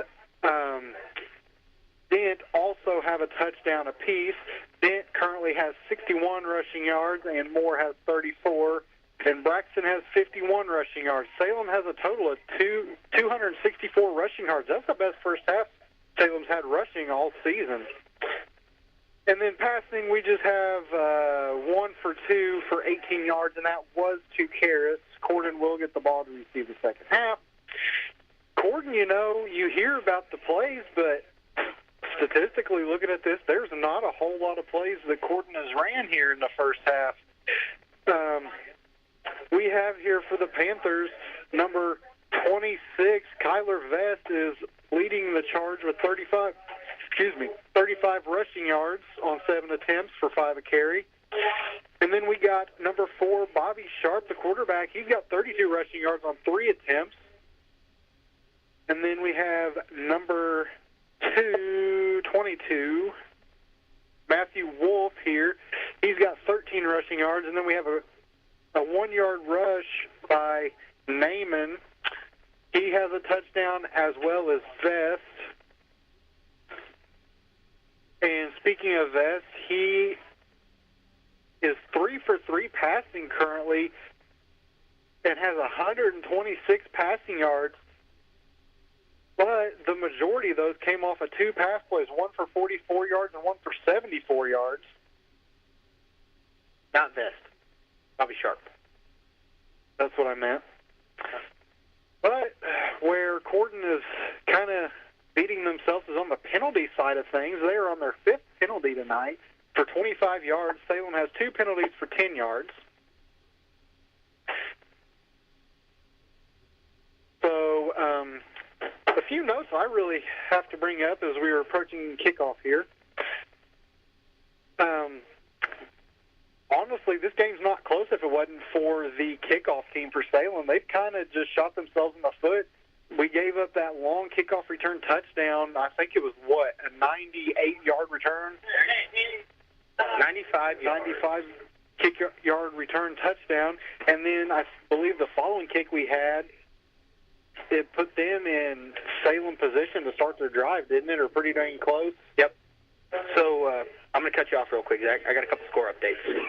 Let's hear them. Halftime, Charlestown leads Scottsburg 20-14. Brownstown takes a commanding lead over the Seymour Owls, 49-7. One thing I want to point out in that game, it was 7-7 at the end of the first quarter.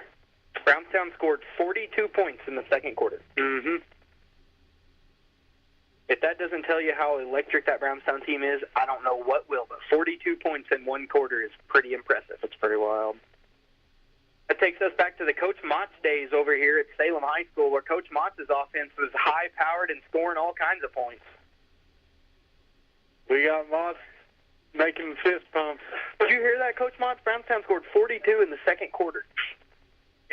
We are lined up to kick off here. Salem kicking off to the Panthers. Renee Alvarez is in for the kick. Back deep is Fessel for the Panthers. It's a deep kick from Renee. It's going to be fielded by Fessel at the 15-yard line. He's around the left side, cuts it back to the right side.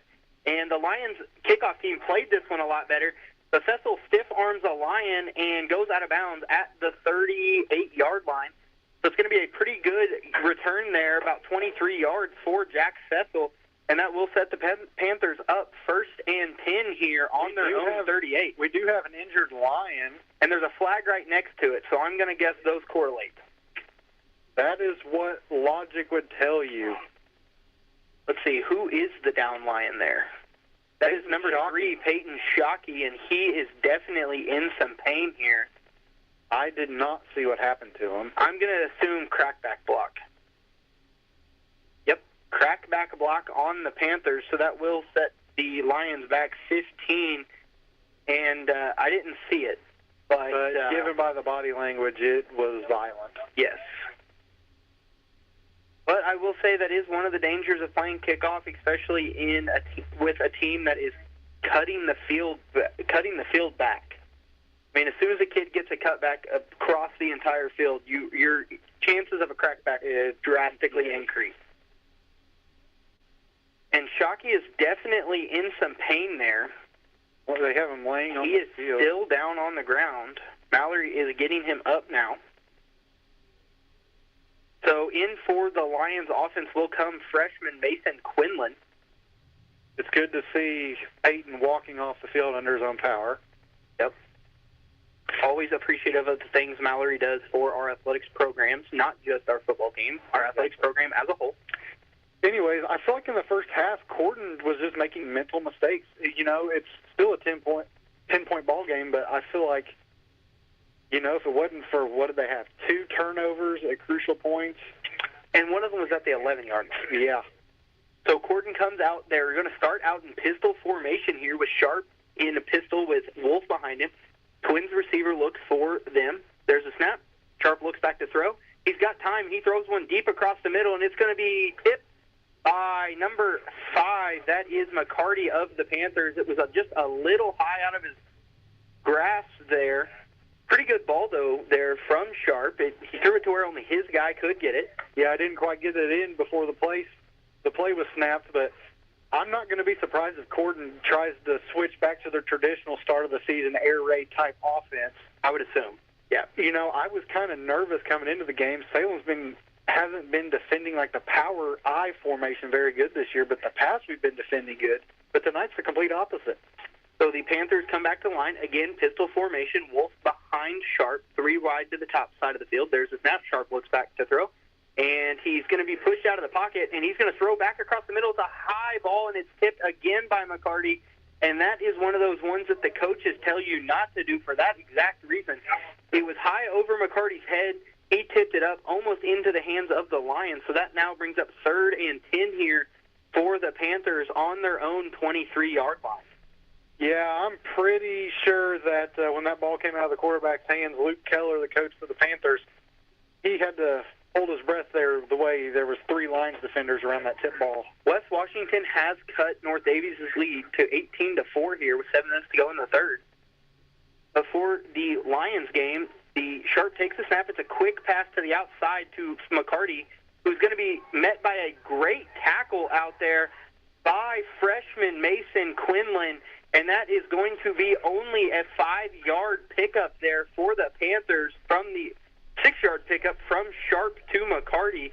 But great play there from the freshman to make the stop. Did you say there was a 4-point, West Washington scored 4 points? No, 18-14. You said 18-4. No, 18-4. I said they cut their lead to 4. I could have swore you said 18-4. Oh, Zach. Yeah, Ethan's even on my side for this one. You got the corn cobs in your ears. No, I cleaned them before this game. There's the snap, and it's going to be a fake punt, and it's going to be Fessel on the run around the right side. He's going to try to cut it back, and he has a huge cutback lane. He cuts back across the 30. He's across the 35, the 40, and there is plenty of green grass and nobody in front of him. He's across the 30, 25, 20, 15, 10, 5, and Fessel will walk into the end zone here. That is going to be a fake punt touchdown for the Panthers, and that is going to cut the Lions' lead from 30 to 26. And that was a huge run there from about, what was that? About 71 yards from Jack Fessel. And that was definitely, I don't know if that was the designed fake punt. It was ran perfect. That was designed. we talked about Fessel and the cutbacks and the illegal blocks, and Corden honestly did a great job there of keeping their hands up and not illegal blocking. But Naaman's kick for the point after is up, and it is through. So the Lions' lead has been cut to 30-27 here with 10:36 to go in the third quarter. Yeah, Salem on special teams, we are over-pursuing in every facet of special teams tonight. Yes, we are flying to one side of the field and leaving the backside completely open, and that is why Fessel had 70 yards of green grass. If they can get that first juke in past the first defender, it's green grass. Yeah, Fessel cut back about the 40, cut back up the field about the 45, and at that point there was nobody deep to stop him. He had plenty of blockers in front of him. They all did a great job of showing their hands, so there was no crackback block. And ultimately, Fessel housed it. That is two big special teams plays from Jack Fessel tonight. And I think the first one, was it? Did he get the kick return? I think it was.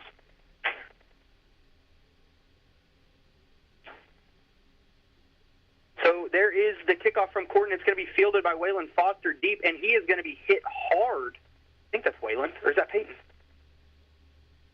No, that is Waylon. Yep, Waylon Foster, and he is going still on the training table. Yeah, that's what I thought. He is going. He was over here, I thought, but now he's over there.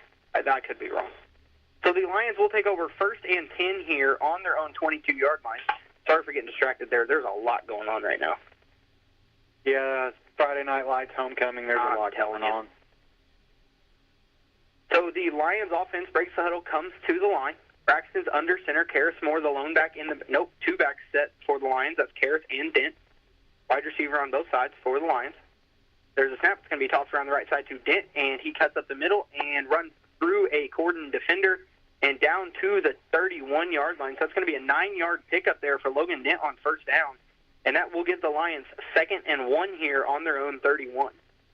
You know, before I had time to say it, when halftime was about to come up, it's still a dogfight, and that touchdown definitely helped that case right there. So now a one-score game. Braxton's under center. Moore and Dent in the backfield. There is the snap. It's going to be a handoff to Karras up the middle. There's a flag on the play, and it's going to be a false start on the Lions here. Corden has definitely brought some energy out of the locker room. So that is going to go to 2nd and 4, or 2nd and 9. No, I'm doing terrible math here, Zach. 2nd and 6 for the Lions here on their own 26-yard line. Anyways, going back to what I just said, Corden has definitely brought some energy out of the locker room, and I feel like Salem's kind of flat right now. That I will say that fake punt for a touchdown definitely probably helped. Yes, that definitely helped. So the Lions break the huddle, come to the line. Braxton's under center, Dent and Moore in the backfield. Our receiver is, I can't see, near receiver is Ethan Campbell. There is the snap to Braxton. He's going to fake the toss, hand it off to Logan up the middle. He's got a big hole and runs across the 35-yard line with authority, and he is down to the 36. So that's going to be a 10-yard run for Logan Dent. And I will say that's the hardest run. We've seen Logan run the ball hard tonight, but that is the hardest run we've seen. That is by far the hardest run. So the Lions have 1st and 10 here on their own 36-yard line. They break the huddle and come to the line. Our receiver is Lenny Wynn. Near receiver is Waylon Foster. Two-back set. That's Moore and Dent in the backfield. Braxton's under center. There's a snap. It's going to be a toss around the left side to Dent, who stiff-arms a defender but does not get past the other three. So that is going to be a 4-yard loss there for Logan Dent back to the 32-yard line. And that brings up 2nd and 14 now for the Lions here. I think this is the first time tonight we've been in a long-distance type situation. I think we had 2nd and 12, and I think that's probably the farthest we've had. Yeah, so right now we're in the longest distance to a first down of all night. Braxton's under center. Waylon Foster and Moore, Karras Moore, the lone back. Ethan Campbell, the far receiver. Dent's a slot. Braxton's under center. Dent's in motion. There's a snap, fake toss. Braxton's going to keep it and roll out. He's going to look for Karras Moore across the middle, and he throws it well over his head. They're going to call a pass interference. I would have thrown the flag if I was an official. I wouldn't have. because that's not the intended receiver. Well, the way it went over his head, and it kind of looked like it was going towards Caden Romero. It's going to be a pass interference and a first down there for the Lions, because that's a 15-yard pass interference. I think the ball was overthrown, but you could vouch that it was going to Caden. Yeah, I can understand that. So it's first down for the Lions here at their own 47-yard line. And that was a lucky break for Salem. Yes, it was. Because it was about to be 3rd and 14. There's not many plays you can draw up to get you out of 3rd and 14. They come to the line. Braxton's under center. Dent and Moore in the backfield. Wslm Foster is slot. He's in motion. There's a snap. It's going to be a toss around the left side to Dent, who cuts up the middle. He's across the 50, and he is brought down right at the 45-yard line. It's going to be an 8-yard pickup there for Logan Dent on first down and bring up 2nd and 2 now for the Lions. 8:20 to go here in the third quarter. The Lions lead the Panthers 30-27. Logan Dent is starting to get in a rhythm here in the second half. That rush brought him over 80 yards rushing. He's at 84 yards rushing on the night. Braxton Dean's under center here, QB sneak. And he has the first down, and he is still fighting for extra yards. He's across the 40 down to, I believe, the 39 is where they're going to mark him. So that is going to be a 6-yard pickup for Braxton there on the Q sneak. What's even better is Peyton Shockey's back in the game for the Lions. Yeah, you are correct. I did not see that. The Panthers have somebody limping off the field. There's been a lot of players rolling up on each other. Going to be an official's timeout here for the injured Panther. I don't even see him on. Oh, I see him. 44 over there. That is Caleb Walden, 6'1", 175-pound junior. He has been playing on the line. So we will get a quick injury timeout. I don't know what the H stands for. Do you? They subbed in number 73, Tristan White. He is a 5'11", 250-pound junior. Do you know what that H is for? Where at? Look at number 44. The Lions have 1st and 10 here on the Corden Central 39-yard line. Braxton breaks the huddle, comes to the line. Dent and Moore in the backfield. Peyton Shockey is in at slot. Our receivers, Lenny Wynn. There's a snap. It's going to be handoff to Karras up the middle, and he is going to be brought down at the 35-yard line. So that's going to be a 4-yard pickup there for Karras Moore on first down. Glad to see Karras still playing with energy, especially the way he got rolled up on in the first half. Yeah, I did not see it, but he definitely did not look like he was comfortable after that. No. 7 minutes to go here in the third. Braxton breaks the huddle, comes to the line. 2nd and 6 now for the Lions at the Panther 35. There's a snap. It's going to be tossed around the left side to Dent, and he cuts back and cuts underneath a blocker. Great run there, and he's going to be brought down at the 25-yard line. So that's going to be a 10-yard pickup there for Logan Dent, and that's going to give the Lions a new set of downs here on the Corden Central 25-yard line. Logan Dent's starting to get in a roll on this drive. Oh, there must have been some jolly going on. The refs physically pushing a Corden defender back to his side of the ball. Braxton comes out under center. Lenny Wynn, the near receiver. Peyton Shockey, the far receiver. Logan and Karras in the backfield. There's a snap. It's going to be a handoff to Karras right up the middle. It's a quick handoff. He's down to the 20.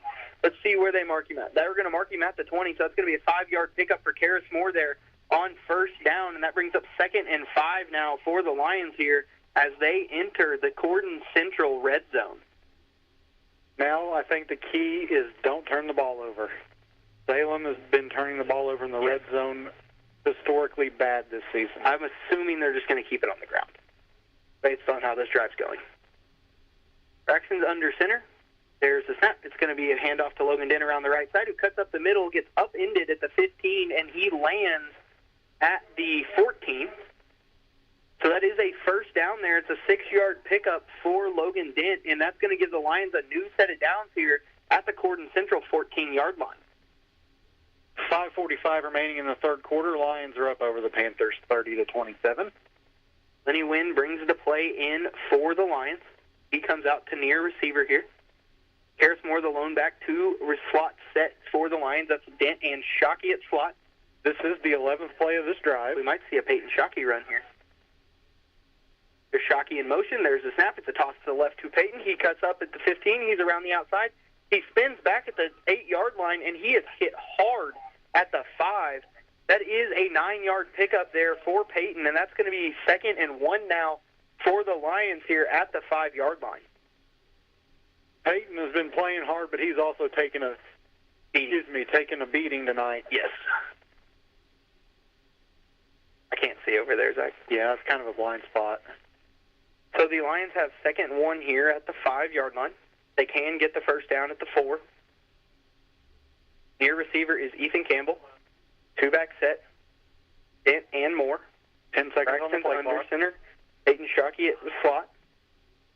There's a snap. It's going to be a handoff to Karras right up the middle, who runs into the end zone completely untouched and extends the Lion lead to 36-27 here, pending the extra point from Blake Applegate.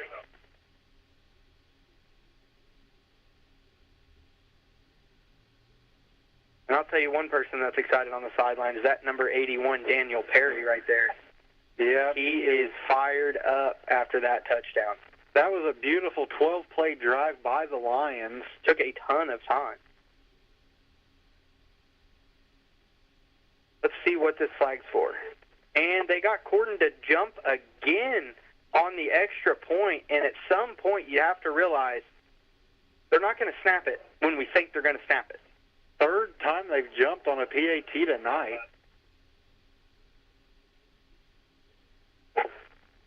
So the Lions offense has made their way back on the field for the 2-point conversion. They come out in a 3-back set. Braxton under center, Karras directly behind him, Ethan Campbell beside him, and Logan Dent at the point. There's a snap. It's going to be a fake handoff, and Braxton's going to keep it himself and shot into the end zone. Same exact play. And one thing I will say is that kid did almost get there before Braxton, so Braxton might need to speed up a little bit there going to the outside. But other than that, he faked out the whole defense. So with 4:42 to go in the 3rd quarter, the Lions' lead is extended to 38-27 over the Panthers.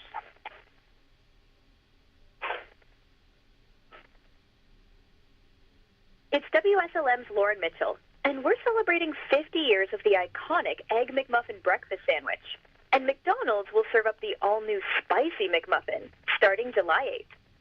This bold remix includes everything fans already love about the iconic Egg McMuffin sandwich. Melty cheese, a freshly cracked egg, sourced 100%. And we are back here. Sorry, McDonald's, for the short commercial. But Renee Alvarez is set to kick for the Lions, and it's a deep kick at the lands at the 30, and it's going to go out of bounds. That's probably the smart thing to do there after the special team success that Corden has had. So the Lions will take over. No, the Panthers will take over. 1st and 10 at their own 35-yard line. 4:42 remain in the 3rd quarter. Lions are up over the Panthers 38-27, and we got a dogfight. We're just starting to throw punches at each other. Absolutely. At this point, it's going to be, I think, who gets one defensive stop, or who has the ball, and who has the ball last. Because if the Lions can score on every drive, then Corden is going to be at a 2-score difference the whole game. But if Corden does stop the Lions, that could be a massive game changer.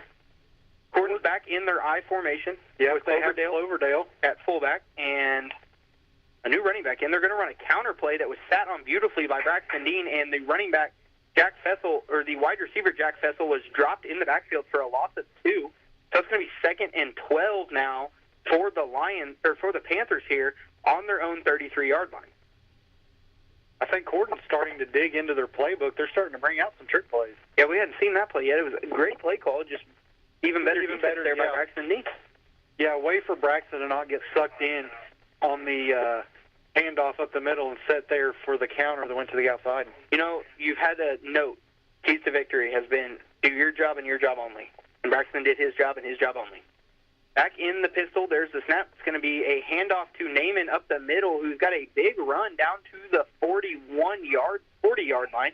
So that is going to be a 7-yard pickup there by Dane Naiman on second down. That's going to bring up 3rd and 5 now for the Panthers. 3:40 remain in the third quarter, still 38-27 Lions. The Panthers have the ball here, 3rd and 5 on their own 40-yard line. The Lions defense looks to make a huge stop here as the Panthers come out in their they come out in pistol here, again, with Naiman in the backfield. There's a snap. It's going to be a fake toss to Naiman around the left, and he's going to keep it himself around the left side. He is down across the 45-yard line. Big run there of about 18 yards for quarterback Bobby Sharp on the design QB run, and he has picked up the first down. It's going to be 1st and 10 Panthers at the Lions' 42-yard line. Another quick score update. Brownstown scored 2 more touchdowns on Seymour. It is 56-7. One more touchdown. That was 42. That's 49. They scored 42 points in the second quarter. And then it is still 20-14 at the Boneyard. Charlestown over Scottsburg. That is a good game down there, I guarantee it. That's really a battle for second. Yep. Gordon back to the line, pistol. Naiman behind Sharp. There's a snap. Handoff to Naiman up the middle, who cuts it around the outside. And beautiful defense. Great defensive tackle there from Braxton Dean again. And Peyton Shockey was in on that one. 1 yard gain for Naiman, and that's going to bring up 2nd and 9 at the Panthers at the Lions' 41-yard line. 2:50 to go here in the third. Gordon offense, I will say, has slowed down a little bit. They're not as in big of a hurry. This is the 5th play of the drive. They come to the line. 2 wide receivers here on the near side. 1 far receiver to the left. Sharp's in pistol with Naiman behind him. There's a snap, and it's going to be designed QB power to the left, who cuts it back all the way up the middle, cuts around back to the left side. He picks up about 6 yards down to the 35-yard line, and that is going to be 3rd and 3 now for the Panthers here at the Lion 35-yard line, and they are quickly back to the line. As they're bringing in the I formation. They brought in the I formation here with Cloverdale at fullback and Naiman at tailback. There's a snap handoff to Naiman, and he got hit right at the line of scrimmage, but fought forward for about, 2 yards there, 3 yards. Where are they going to limping around on the field? Where are they going to mark this? They have 4th and 1. 4th and half a yard here for the Panthers. And we have not seen them have to really get into the nitty-gritty here, but we're about to see it. Sharp brings his team to the line. I formation, Cloverdale behind him. Sharp under center. Expect the QB sneak. There's a snap, and it is the QB sneak, and he's going to pick up massive yards there. He had a great push from his offensive line, and he is going to pick up 4 yards on the QB sneak there and give the Panthers a new set of downs here at the Lions' 29-yard line. One thing that Cordon's kind of doing right now is they're just kind of bleeding the clock. We've got 1:15 already to go in this third quarter. Their best defense right now is their offense. Yep. They break the huddle, come back to the line. I formation once again. Nope. Yes. Cloverdale at fullback. Naiman at tailback. Near receiver, far receiver. There's a snap. Sharp looks back to throw. He throws a deep, short, underthrown ball, and it went through the hands of the intended receiver about the 3-yard line. The intended receiver was Jack Fessel, and if Sharp would have gotten that to where it needed to be, that was a touchdown. Yeah, that was just like a 5-step drop by the quarterback and pretty much a go route by the receiver. Yeah. Just underthrown. That's the only complaint on that whole pitch and catch there, or pitch and not catch. Fessel had both of our defenders beat. Just luckily for us, Sharp underthrew the ball. So they come back. Now Fessel is the near receiver. Sharp's under center. Cloverdale at fullback. Naiman at tailback. There's a snap. It's going to be a handoff to Naiman. He is met by a couple different Lions. That is Ethan Campbell and Braxton Dean there on the stop. That's going to be about a 1-yard pickup, and that is it. Braxton had him held up, and Ethan finished the tackle off on that one. So 3rd and 9 now for Corden, and we will see what the Lions' defense is made of. They are in 4-down territory here as the clock is already down to 23 seconds. The game clock's at 20, play clock's at 17, so Corden will have to snap this ball. They come out in a 2-receiver receiver on the near side with a tight end and a far receiver by himself on the back. There's a snap to Sharp. He hands off to Naaman. It's a pulling guard play. And no, it's a handoff to Kyler Vest, and he fumbled as he was down. They are going to mark him down. He was good for the first down. So that is going to be a first down for Corden Central, I believe, here. Yep, 9-yard pickup there for Kyler Vest. That's the first time we've called his name, I believe, since early in the second quarter. But that is going to bring us to the end of the third quarter where the Salem Lions lead the Corden Central Panthers 38-27. When it comes to getting the job done right, from driveways to bridge work and paving to construction and excavating, there's one name you can count on: Temple and Temple Excavating. Serving homeowners and also handling big jobs for city, county, and state highway projects, they've built a reputation on quality work since 1948. Driveways, construction, demolition. If you need it moved, cleared, built, or torn down, call Temple and Temple Excavating at 812-883-6644. Temple and Temple, digging deep and building strong communities, one project at a time. Call Temple and Temple today and get the job done right. And we are back here at Jim Ralston Field at Paul A. Graves Athletic Stadium, where the Lions lead the Corden Central Panthers 38-27. We appreciate you tuning in to 97.9 WSLM, the Sports Zone tonight, to listen to Zach and I give you our best call here for this Lions game. The Panthers have 1st and 10 on the Lions' 19-yard line. 10th play of this drive for the Panthers. Been a long drive for Corden, but we are at that point where they can't really take long drives. They come out in pistol, Sharp with Vest behind him, 2 wide receivers to the near side. There's a snap handoff to Vest, who cuts back across the middle. That play never really got to develop. It's going to be a 1-yard gain there for Kyler Vest, and that's going to bring up 2nd and 9 here for the Corden Central Panthers. 38-27, Lions over the Panthers, as we just had our first play of the fourth quarter. The Panthers, like you said, their best defense right now is themselves because they're just kind of bleeding the clock here.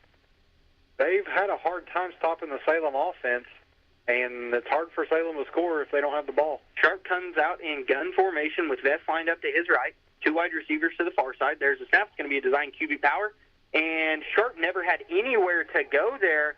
And that's going to be dropped for a loss. There's a flag on the play.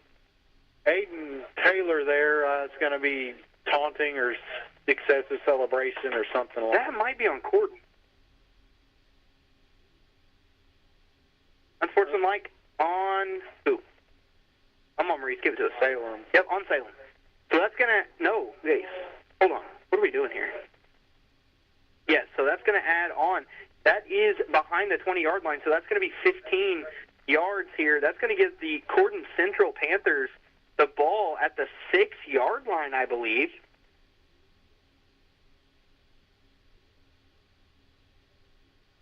That was just simply a beautiful tackle by Aiden Taylor on stopping the quarterback power, and then I'm not quite sure how the ball ended up at the 10-yard line. They did half the distance. The line of scrimmage was inside the 20. But it's a dead ball foul, so it wasn't because he got stopped behind the 21. Well, that works out in Salem's favor. So they will have 3rd and 1 here at the 10 now. Sharp's back under center with Cloverdale behind him and Vest at tailback. 1 wide receiver on both sides. And that's going to be a false start in Corden. And you talk about being gifted something and giving it right back. So that's going to move the Panthers to 3rd and 6 now on their own 15, or on the Lions' 15. The way the Salem linebackers were coming in trying to time that snap in the A-gaps, there was going to be somebody hit on that play. There was a good chance that we might have jumped on that, but Corden saved us. They probably jumped with how fast the linebackers came flying in there. That is, yeah. So Corden's 3rd and 6 now on the 15-yard line. Sharp's under center. There's a snap handoff to Vester on the left side. He's got a huge hole to run through. He cuts it up the middle, and he's going to drag the Lions defenders down to the 2-yard line. So that's going to be a 13-yard pickup there for Kyler Vett. That's going to give the Panthers a first down, and it's going to set them up first and goal here on the Lion 2-yard line. So I'm going to have to get up again. I believe this will be the 13th play of this drive. This has, I think, been the longest drive tonight for the Panthers. 10:54 here to go in the fourth quarter. Panthers look to cut the Lions' lead. They're under center with Cloverdale and Vest in the backfield. There's a snap. It's going to be a Bobby Sharp QB sneak, and he is just going to trot his way into the end zone. So that will cut the Lions' lead 38-33 here, pending the extra point. And with their kicker, they may just go for 2 here to try to cut this lead to 3. And I believe that's what they're doing here.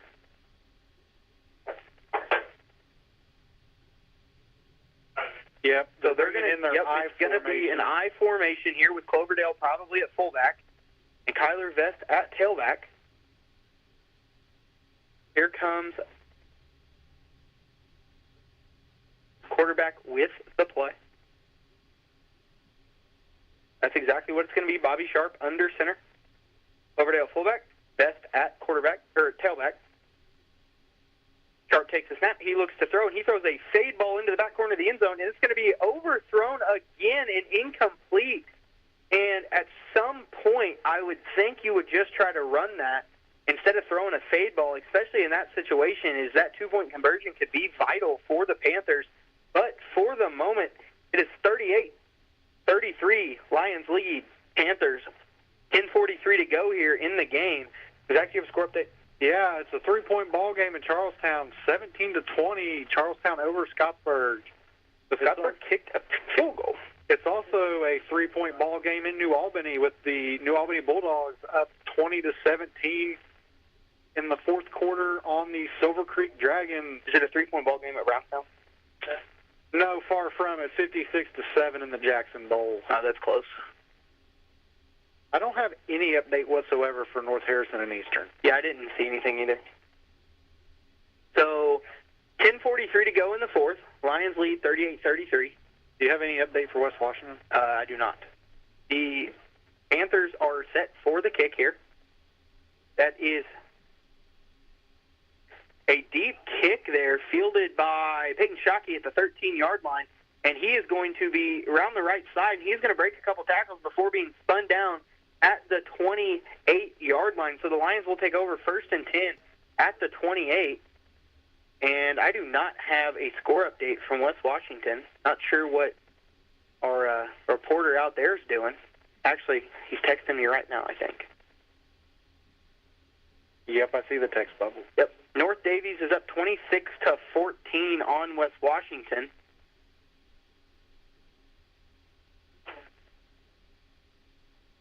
The Lions offense will definitely be trying to milk the clock. 6:35 to go out there at West Washington. North Davies leads 26-14. They are packing the line of scrimmage, the Corden Panthers defense are. Jackson's under center. There's a snap going to be tossed around the right side to Logan Denton, who cuts back, has a huge hole, and is brought down at the 35. So that's going to be a 7-yard pickup there for Logan Dent on first down. And that's going to bring up 2nd and 3 now for the Lions.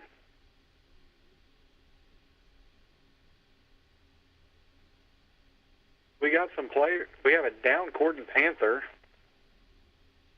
I think he's just cramping. He's definitely cramping. The way he's grabbing his calf. Yeah, they're stretching him out. So while this is happening, I'm going to look and see if I can find anything from North Harrison. With that, there's 10:18 remaining here in this ball game, and the Lions have a 5-point lead over the Panthers, 38-33. See if I can find. I cannot find anything. What the heck is that? We have the cramped up Panther off the field. The Lions are in the huddle. So the Lions have 2nd and 3 here at their own 35-yard line. Corden defense looks to make a huge stop here. Braxton breaks the huddle, comes to the line. Lenny Wynn, the near receiver. Dent and Moore, the backs in the backfield. There's a snap. It's a handoff to Karras. He cuts back, and he is brought down at the 40. That is not a horse collar. It's going to be a 5-yard pickup there for Karras Moore on first down. Caleb Walden there, the linebacker for the Panthers, made the tackle on his knees. Lions get 1st and 10 here at their own 40. Line to gain is midfield. 9:45 to go in the fourth. Lions lead 38-33. 15 seconds on the play clock. Lions break the huddle. Braxton brings them to the line. Karras Moore, the lone back in the backfield. Ethan Campbell, the near receiver. Waylon Foster in motion, or Peyton Shockey in motion. There's a snap. Toss to Peyton, who cuts it all the way back across the field, and he's off and running across the 45-40. Cuts back at the 35 to 30. He's still on his feet at down to the 22-yard line, and that is a huge play there of 38 yards for Peyton Shockey, and that's going to be 1st and 10 for the Lions here at the Panther 22-yard line with 9:20 to go. Great, huge run from Peyton Shockey. That's demoralizing for the Panthers. The entire defense went after that play. They're lined up, and they all have their hands on their hips, and they're just looking around. But as for Peyton Shockey, he's balling tonight as he has 165 yards on the ground. That is a great game there for Peyton Shockey. And 2 touchdowns. Braxton's under center. Moore and I'm not sure who's in the backfield. I don't believe that was Dent, was it? That is Dent. That was Dent. So Logan Dent with the run on first down. That's going to be a 4-yard pickup there for Dent down to the 18-yard line of the Panthers. Panthers making some substitutions. On the field is Dante Chavez. Braxton's under center. He subs in for T.J. Smith for the Panthers, number 77. Dent and Moore in the backfield. Braxton's letting the play clock wind its way down a little bit. There's a snap. It's going to be a QB sneak to Braxton. He's going to be spin at the 15 off a tackler, and he's going to be brought down at the 8-yard line. So that's going to be a 10-yard pickup on the QB sneak there for Braxton, and that's going to set the Lions up 1st and goal here on the Panther 8-yard line. This Panther defense is starting to get gassed. Yeah. They're slow. They're slow getting off the ball, slow getting to the ball. They're just slowing down. 7:50 to go here in the game. Braxton's under center. Dent and Moore, the backs in the backfield.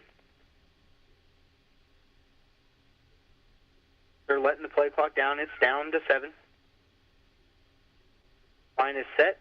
There's a snap. It's going to be tossed around the right side to Karras, who got met immediately. He does pick up 3 there. So it's 1st and goal, 2nd and goal from the 5 now. There is a Panther laying down, straight down, and that does not look good here.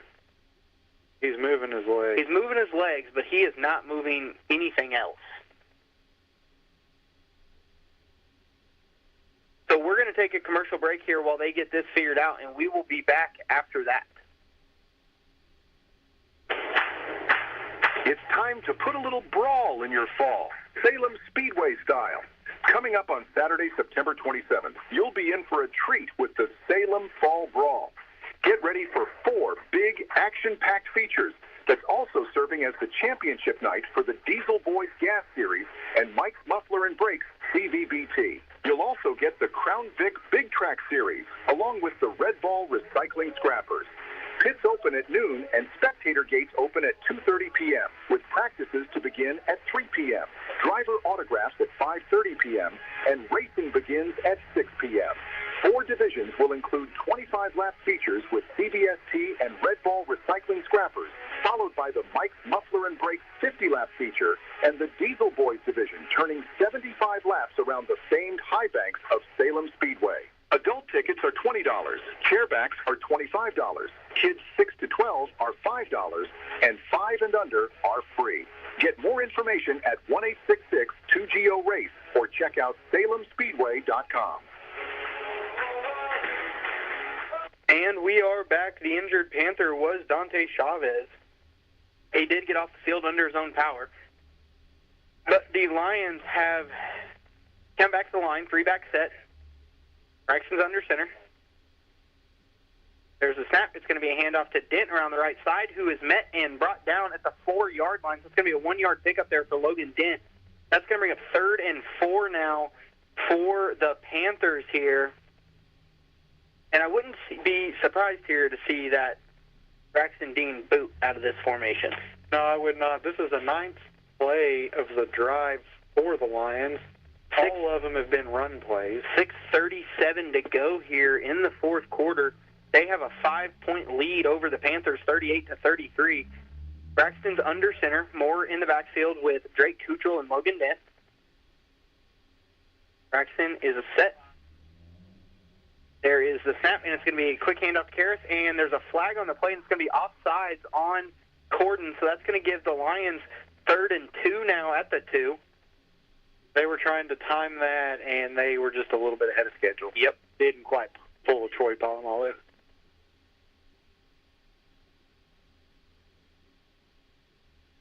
6:19 remains in this ball game. Lions are up 38-33 over the Panthers. So 3rd and goal here at the 2. I believe both teams have 3 timeouts. I believe you are correct there. I think the one stoppage we've had was an official's timeout for the injury. So Braxton's under center, 2-back set. That's Dent and Karras in the backfield. Might see a QB sneak here from Braxton. Line is set. There's a snap. It's going to be a toss around the right side to Dent, and Dent is going to make his way into the end zone, and that will extend this Salem lead to 44-33 here, pending this extra point. And that was just demoralizing to the Panthers as they laid on the field there for a minute and just thought about it. If Corden's going to do it, they're going to have to do it quick, is what I'll say. Yeah, 11-point lead for the Lions with just under 6 minutes in this ball game. So the Lions are going to line up and just go for 2 here. 2-back set. That's Moore and Dent in the backfield. Braxton's under center. There's a snap and handoff to Dent, who walks his way into the end zone, I believe. Yep, they are going to give it to him. So it's going to be 46-33. It's a 13-point lead here for the Lions with 5:54 to go. And we will be back after a short commercial break. Something new at McDonald's to get you going on the way to work, or to get the kiddos a great start to the school day. The $5 breakfast meal. The $5 breakfast meal deal will include a hash brown, small coffee, and a sausage McMuffin with egg, featuring a savory hot sausage, a slice of melty American cheese, and a delicious freshly cracked egg, all on a freshly toasted English muffin. Order in line. Download the McDonald's app and place a mobile order and skip the line. Don't forget to join the My McDonald's Rewards to earn points on every order and redeem your points for free McDonald's food and drinks. $1 spent earns customers 100 reward points, so they add up quickly. And throughout the day, don't forget the other $5 meal deal and other great McDonald's items available for $3 and under. Stop in at your Salem McDonald's today and try great food at a great value. At McDonald's, I'm loving it. And we are back where the Lions have just kicked off to the Panthers, and it's going to be an out-of-bounds kick at the 10-yard line. So the Panthers will take over 1st and 10 at the 35-yard line. Good kick from Rene Alvarez there. I think that was definitely a design kick out of bounds, which is definitely the smart thing to do there with how well Corden has returned the kickoff tonight. Yeah, special teams for the Lions has been a little lackluster. Well, the Corden Central kids are just super athletic, and all we're doing is letting them get into open space and haven't given them a couple lanes to run in. They're finding them, and they're running through them. Anyway, Scottsburg is still trailing by 3 at Charlestown in the fourth quarter. 59-13, Brownstown over Seymour, and 22-17, New Albany over Silver. Panthers come to the line. Sharp is in pistol with Best behind him. Twins receivers on both sides. There's a snap. Sharp looks back to throw. He's going to throw it out to the outside at the 40, but be caught by JoJo McCarty. And that is going to be a 7-yard pickup there for McCarty. And that's going to bring up 2nd and 3. I'm expecting a bunch of passes down the field now for Corden. Yeah, they got to go here. Yeah, 5.5 remaining, and they're down 46-33. 2nd and 3 here. I expect them to take probably a deep shot to Jack Cecil here. There's a stoppage on the clock.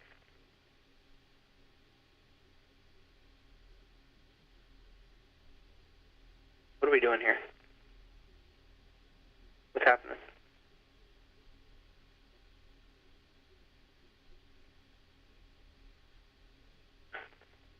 Clock should start here at a signal.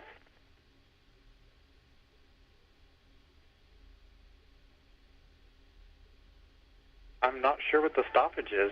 I'm not either.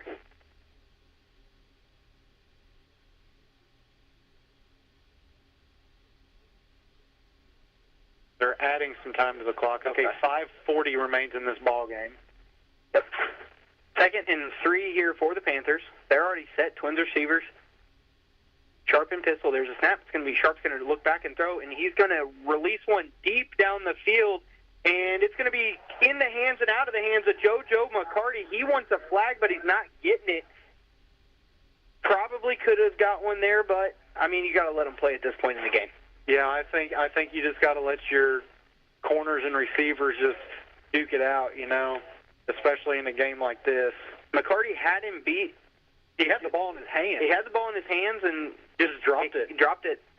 So 3rd and 3 now for the Panthers at the 42-yard line of their own side of the field. Trips now for the Panthers on this side here. The Lions are going to bracket the far side with Braxton Dean and Waylon Foster. There's a snap, and it's a QB power with Bobby Sharp. I don't know if that was – something did not go well there for Corden, and they were lost. Yeah, the quarterback, Bobby Sharp there, he took the snap and, took 2 steps like he was going to run, and then he just stopped running, and the linemen were just looking back at him. His entire offensive line went left. He went right. And they kind of just gave up on the play while the play's going on. So the Lions defense now has the Panthers in 4th and 6 with trips for Corden. And Salem's going to take a timeout with 4:57 to go in the 4th quarter. They lead the Panthers 46-33. Zach and I are going to take a short commercial break, and we will be right back. Drew and Johnson Scott here to tell you that American Family Insurance is committed to protecting your dream home so that your family has a place to share laughs, celebrations, and milestones, which is why their new homeowner discount rewards customers who have purchased a new home in the last 3 years with a discount on their homeowner's policy. American Family Insurance. Insure carefully, dream fearlessly. Contact Rodney Bruff, agent at Rodney S. Bruff Agency Incorporated, 812-277-1400 today. Discount and savings amounts and eligibility will vary. Some restrictions apply. American Family Mutual Insurance Company, SI, its operating company, 6,000 American Parkway, Madison, Wisconsin. Products not available in every state. And we are back. And, Zach, one thing I was getting ready to tell you, but I didn't because we were coming back, is if I was Corden, you can't let the Fessel kid get bracketed here. No. So I'm putting him in the trips. And putting another receiver back there by himself. Either way, big 4th down play here. Sharp looks to throw.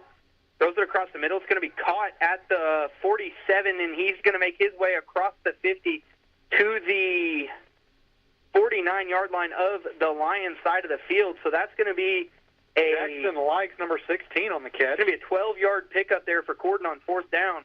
They have 1st and 10, and they're in 5 wide now with trips to the near side and 2 wide to the far side. And the middle of the field is quite open here for Corden, so Lions are going to blitz the backer, and Sharp's going to throw one deep across the middle of the field, and the intended receiver right there was Jackson Light. Again, broke up there. And good coverage by Lenny Wynn. Sharp had some pressure in his face. He did throw a great ball, but Lights just didn't go up and get it. And I will say, the Corden Central receivers have had a beat on every ball. They just haven't came down with it. No, either they've just dropped it or the ball's been overthrown. That's all it's come down to. Either way, 4:34 remain in this ball game. 46-33 Lions over the Panthers. Corden comes out. Sharp's in the pistol with Best behind him. Trips to the far side. One single receiver down here. There's a snap. Sharp looks back to throw. He's throwing across the middle. It's going to be caught by Naaman and then dropped. Let's see if they're going to mark it incomplete, which is the correct call there. That is definitely the correct call there. The receiver, he was looking at the defender coming up about to knock him out. Never really had possession of the ball, so that's going to be 3rd and 10 now for the Panthers. And that's one of those what you call hospital balls because your receiver's about to get lit up. And I think the receiver knew that because he kind of let go of the ball when he saw the corner coming in with his shoulder pad towards his chest. Intended receiver was Dane Naiman. I will say the play was broke up there by Lenny Wynn. Sharp's in pistol. Third and Best behind him. 3 wide receivers to the far side, 1 to the left. There's a snap. Sharp's got some pressure. He's going to escape it, and he's going to keep it himself, and he's going to cut outside at the 45 before being swung down at the 41. So it's going to be 4th and 2 now for the Panthers here on the Lions 41. That's an 8-yard pickup there for Bobby Sharp, and the Panthers now have another 4th down on this drive as the clock hits 4 minutes to go here. I will praise how Ethan Campbell threw the quarterback backwards and not towards the first down. 5 wide for the Panthers, 3 on the near side, 2 on the far. There's a snap to Sharp. He looks. He drops the ball again, and it's going to be jumped on by Bobby Sharp, but that's not going to matter as the Lions take possession here at the 48-yard line, on the 49-yard line, on the Panthers side of the field. And that was a 10-yard field flip on that fumble there. He wishes he could have that one back. It's just like we saw on the first drive of the game. He dropped back to pass, and the ball just literally came out of his hand. Yeah, the ball just fell out of his hands pretty much. Bryden Stafford was back there to make sure that he couldn't pick it up and run with it. Sharp ultimately just had to jump on it, but it did result in a turnover on downs with 3:46 to go. Lions regain possession, up 13 on the Gordon Central Panthers. And I expect the Lions just to chew the clock out on this drive. Yes. Logan Dent and Karis Moore the back. There's a snap toss around to Dent to the right side, who finds a hole and runs through it, and he breaks a tackle before he is spun down at the 36-yard line, and that's going to be a 13-yard pickup there for Logan Dent on first down, and that is going to give the Lions a new set of down as the clock runs here with 3:30 to go. The Lions lead 46-33. And Salem is going to milk this clock down, I believe, as much as they can. Final from out west, North Davies defeats the West Washington Senators 26-14. Scottsburg is still trailing by 3 in the fourth quarter at Charlestown. Braxton to under center. 8 seconds on the play clock. Dent in motion. There's a snap. It's a toss around the right side to Shockey, who cuts it back up the middle and is met by a Panther, and he is dropped at the 34-yard line, so it's going to be a 2-yard pickup, and Corden will take their first of 3 timeouts. We will be back after a short commercial break.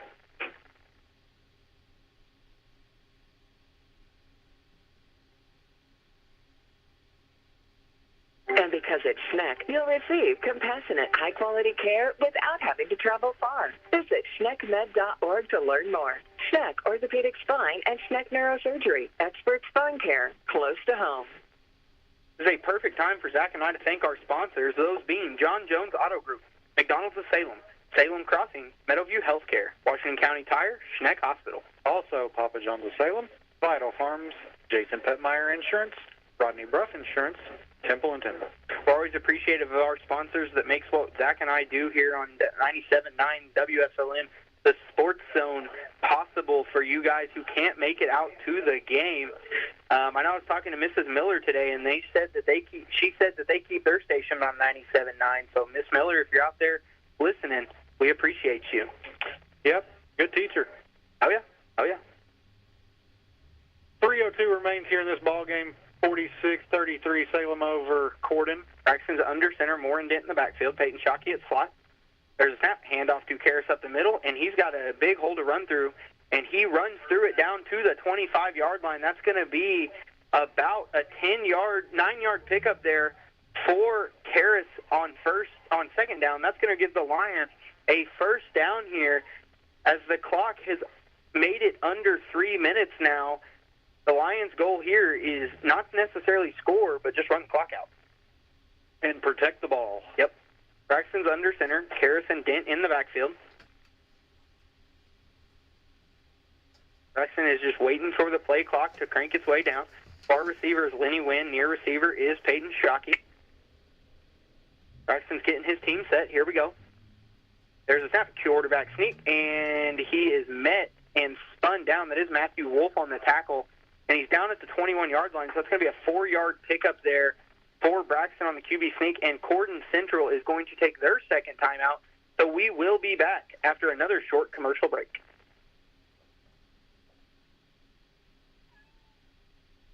All over Hoosier country. To the line. He may go. Down to the 25. Down to the 15. 5. Touchdown Indiana. Coming off a college football playoff under Coach Kurt Signetti. Indiana's got the football. The Hoosiers travel to Iowa. Join us live this Saturday. Our coverage begins at 2:30 right here on your home for Indiana football. The IU Sports Network from Learfield.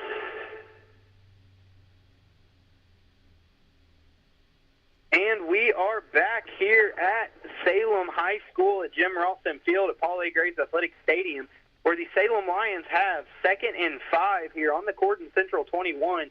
Salem leads 46-33 with 2 minutes and 24 seconds to go here in this game. And like we talked about before the break, Salem's main objective here, hold on to the ball, run the clock out.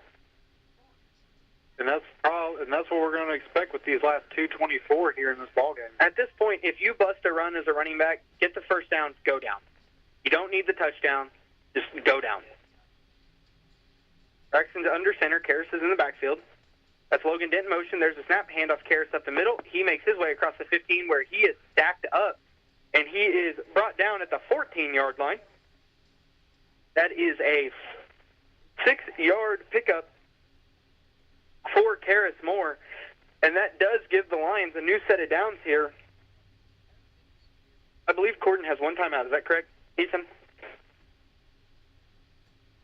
Salem has 2. Is that correct? So Braxton's under center, Karras and Dent in the backfield. When you win the far receiver, Peyton Shockey at the near side slot. Minute 55 to go now. Braxton's just letting the play clock wind down.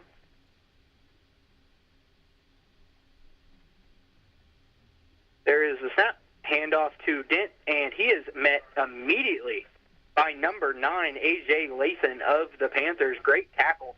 And Corden will take their 3rd and final timeout of this game, I believe.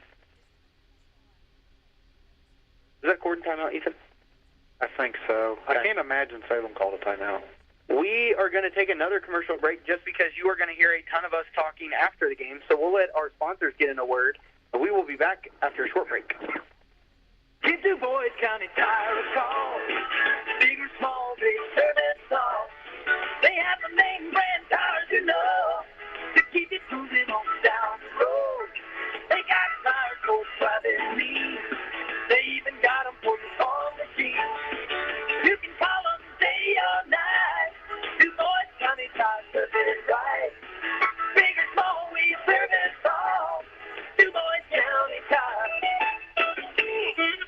Now through October 31st, get up to $180 back on a Firestone prepaid MasterCard.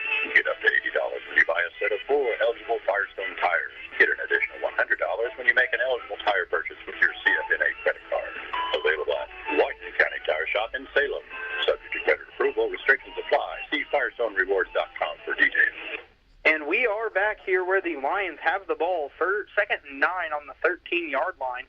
Braxton's under center with Karras in the backfield. That's Peyton Shockey in motion. There's a snap toss around Peyton Shockey to the left. He's going to run out to the left side. He is grabbed by a Panther defender and flung down. There's a late flag that flew in. I'm not sure what the flag's for. Came from the other side of the field. It came from the back judge, I believe. Is that correct? Yeah, it came from like the 20-yard line right here. Oh, it came from Devin. What's the flag for? No, they waved it off. I was going to say, I'm not sure what the flag was for there. The only thing I could think of is they thought it was a horse collar. I can understand why. Yeah, I can understand why you might think that. They grabbed his jersey up high, but yes, you could easily, you have to be inside the pads. Yeah, they were outside the pads. So the clock is going to run. We're a minute 28 here. Play clock is at 20, so we can be right just short of a minute here before we snap at 3rd and 9. Braxton's under center, Dent and Moore in the backfield. Braxton takes the snap, and he's going to hand off to Karras up the middle, who runs into the end zone. Touchdown, Lions.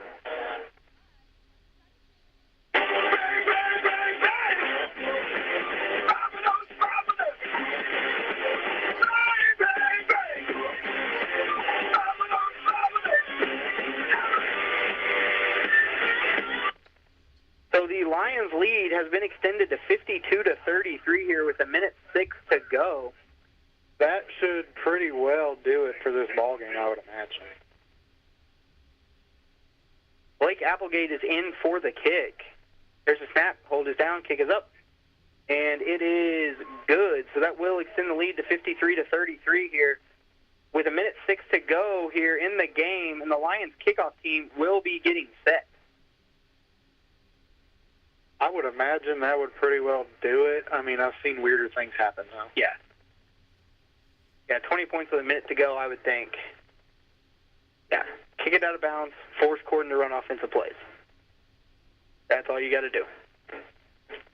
That's what I'd imagine. Yeah.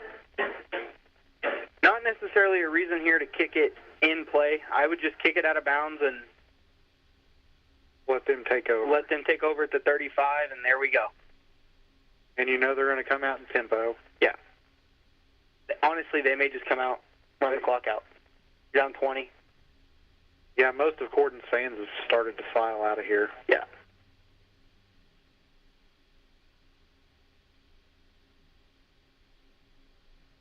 Rene Alvarez in for the kick. He kicks it deep to the 15-yard line where it's fielded, and it's going to be returned. And around the left, who has nowhere to go, and it's DJ Ward and Karis Moore and Bert Engler in on the tackle. And that's going to be stopped at the 33-yard line. There was some extracurriculars going on. Luckily, the refs didn't see that. That's the last thing you need to do here. They threw in a flag. Not sure if that'll be on Corden or Salem. I'm going to guess probably Corden. No, maybe not. That's the last thing you need to be doing is... I will say there was also some extracurriculars on the field from DJ Ward. The refs didn't see it after the tackle. So it's going to be unsportsmanlike on both. Offsetting penalties. The guilty Lion was number 3, Peyton Shockey. I'm assuming the guilty Panther was number 9, A.J. Lathan. So the Panthers take over 1st and 10 on the 31-yard line. 3 wide to the right, 1 single receiver here on the near side. Sharp is in pistol with Vest behind him.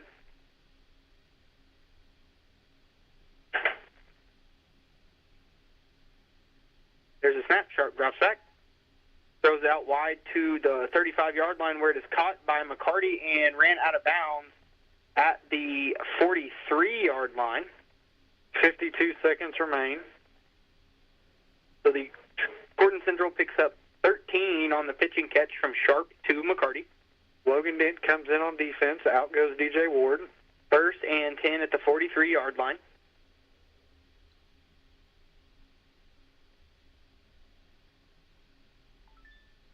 Salem has 4 defensive backs, about 13 to 15 yards off the ball. Corden comes out, trips to the near side. Sharp looks back to throw. He's going to throw to the single receiver, and it's going to go. Intended receiver was number 3, Jack Cecil. Throw was a little wide right, so it's going to be an incomplete pass. 2nd and 10 now for the Panthers at the 43-yard line. That brings us down to 47.5 seconds. This game has drastically slowed down for anybody wondering. 53-33 Lions. Went from a very fast-paced game to a very slow-paced game very quickly. Corden breaks the huddle, comes back to the line. Sharp in pistol vest behind him. 3 wide receivers to the near side. 1 single receiver back on the back side there. That single receiver is Cecil. There's a snap. Sharp looks. Quick pass to number 16. That is Jackson Likes, and he is going to be dropped at the 47, so that's going to be a 4-yard pickup there for Likes, and that's going to bring up 3rd and 6 now for the Panthers. There's 28 on the play clock, 27. The play clock and the game clock are basically exactly matched up here. Charlestown just handed Scottsburg the first loss of the season. Really? Silver Creek defeated New Albany to pick up their 2nd win of the season. Brownstown with a 59-13 win in the Jackson Bowl. Yeah. And that'll do it here at Salem, where the Lions take a 53-33 victory over the Corden Panthers, which brings Corden to 2-4 on the season, and that brings the Salem Lions to 2-4. We are going to take a short commercial break before Zach and I come back to get in some post-game conversation. We will also probably hear from Coach Pennington, so we will be back after a couple commercials. A fan favorite is coming back to McDonald's, and this time, they'll be here to stay. Snack wraps are back, baby. Back on the menu at your local McDonald's after a long wait. Starting July 10th, the snack wrap returns to participating restaurants nationwide. And this time, they'll be here to stay. You can get them in 2 delicious flavors, spicy and ranch. Spicy snack wraps will feature a bold, zesty, and unapologetically fiery taste. The spicy snack wrap brings the heat with a habanero kick that fans know and love from the spicy McCrispy sandwich. Ranch snack wraps will be smooth, rich, and irresistibly savory. The ranch snack wrap delivers a satisfying burst of cool ranch goodness with hints of garlic and onion. In the meantime, enjoy the rest of McDonald's menu and their under $3 menu. I'll be back with more details later. In the meantime, check out snackwrapfiles.com for daily reveals. I'm loving it. All over Hoosier country. To the yard line. He may go. Down to the 25. Down to the 15. 5. Touchdown Indiana. Coming off a college football playoff under Coach Kurt Signetti. Indiana's got the football. The Hoosiers travel to Iowa. Join us live this Saturday. Our coverage begins at 2:30 right here on your home for Indiana football. The IU Sports Network from Learfield.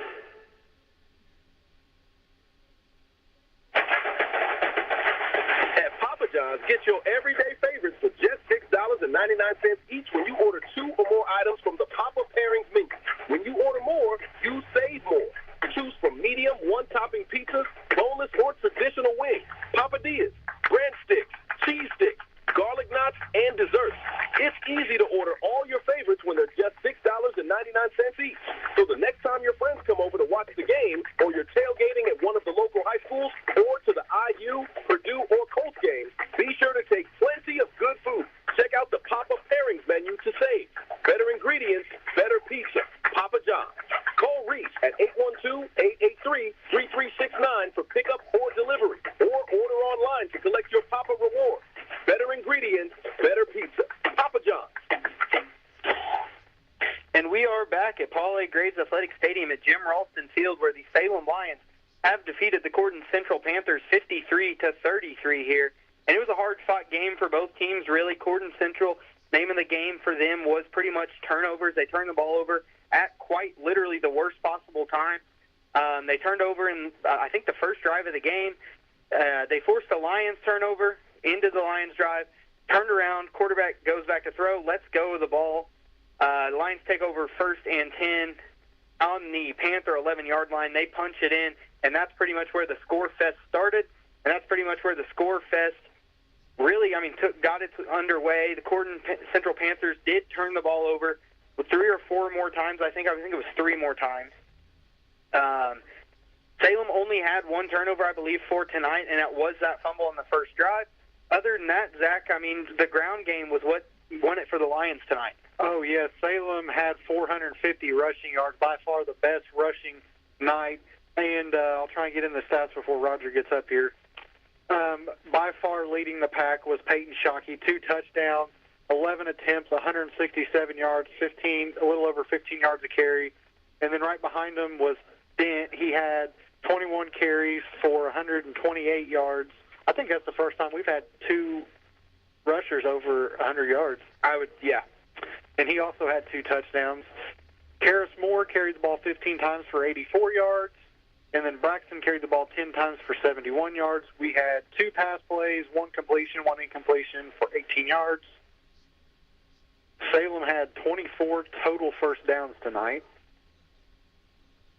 And we held Corden to only 210 rushing yards tonight, with 60 of them coming from number 26, Kyler Vest, the quarterback, number 4, Sharp had 56 rushing yards. And then 69 rushing yards came from Jack Fessel.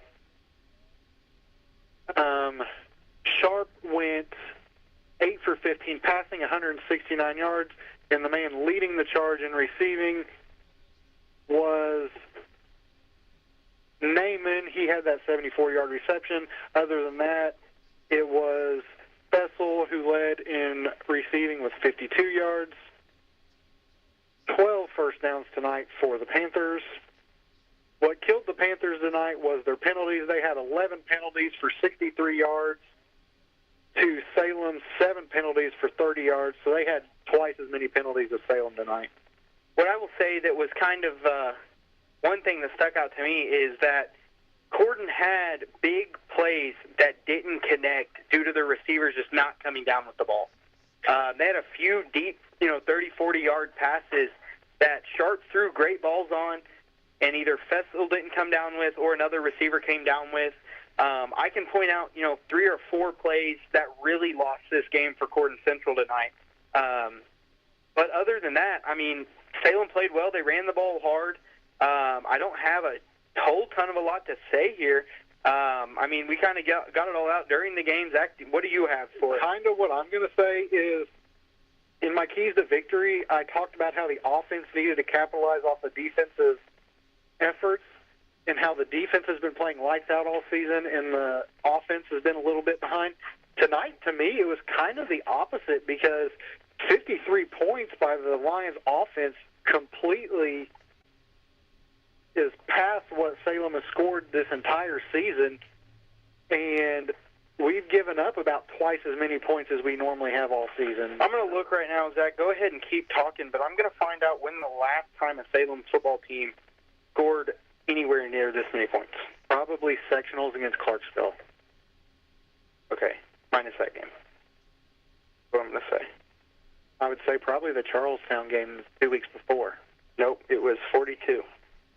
I'm trying to see when the last time they scored 50. Anyways, Salem's offense came to play tonight. Putting up 450 rushing yards is just kind of it's insane in high school football, and especially when it's coming from 2 rushers that have over 100 yards tonight. The last time that a Lions offense put up 50 points was against West Washington, other than the Clarksville game last year, was against West Washington in 2021. They beat West Washington 61-0.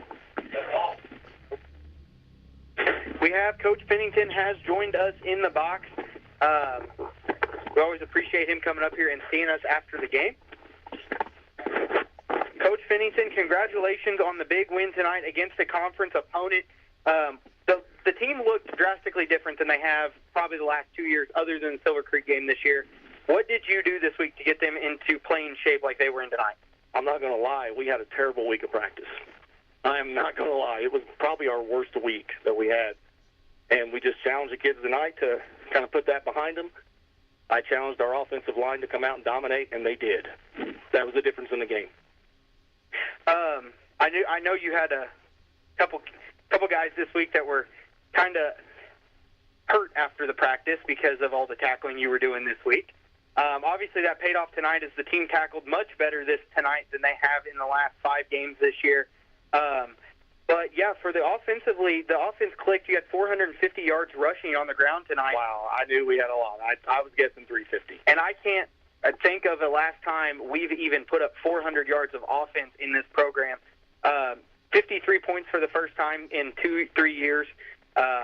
So just what have you done with the team from the time you took over that took them from a 15-point-a-game team to putting 53 up on the board? Well, I think it's a combination of a lot of things. We really tried to instill in these kids the concept of teamwork and the concept of we really care about them as individuals and as people, and that's one thing that we really stress. We listen to our players. When they give us ideas, we listen. We don't treat them as if they don't understand the game, because they do. And I think sometimes as coaches we give ourselves a little more credit than what we really, deserve, because, the kids win the games. When your offensive line is blocking like that, calling plays is pretty easy. Just about anything that you call is going to work. But I thought Peyton Shockey got us off to a really good start tonight. Logan Dent ran the ball hard. Karis Moore ran the ball hard. And a big shout-out to Braxton Dean. He did a great job of, being the captain of the ship, so to speak. He did a great job of running the offense. Just from an offensive standpoint, there's really nothing that I can be upset about.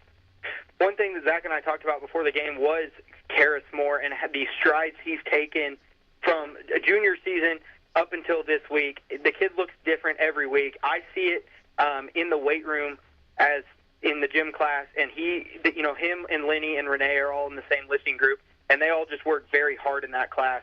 And it's great to see that Karis has taken such big strides. Did he expect to be in this role he's in right now when he came into the season? No, he didn't, because we had him in a different position when I came in and took over, and I said Karis is a fullback. That's what he's paid his time in the gym, up in the weight room, and really all of our kids have. This year we're lifting on Saturdays and Mondays. Monday is not a normal practice day for us. We're in the weight room because that's where we have been behind.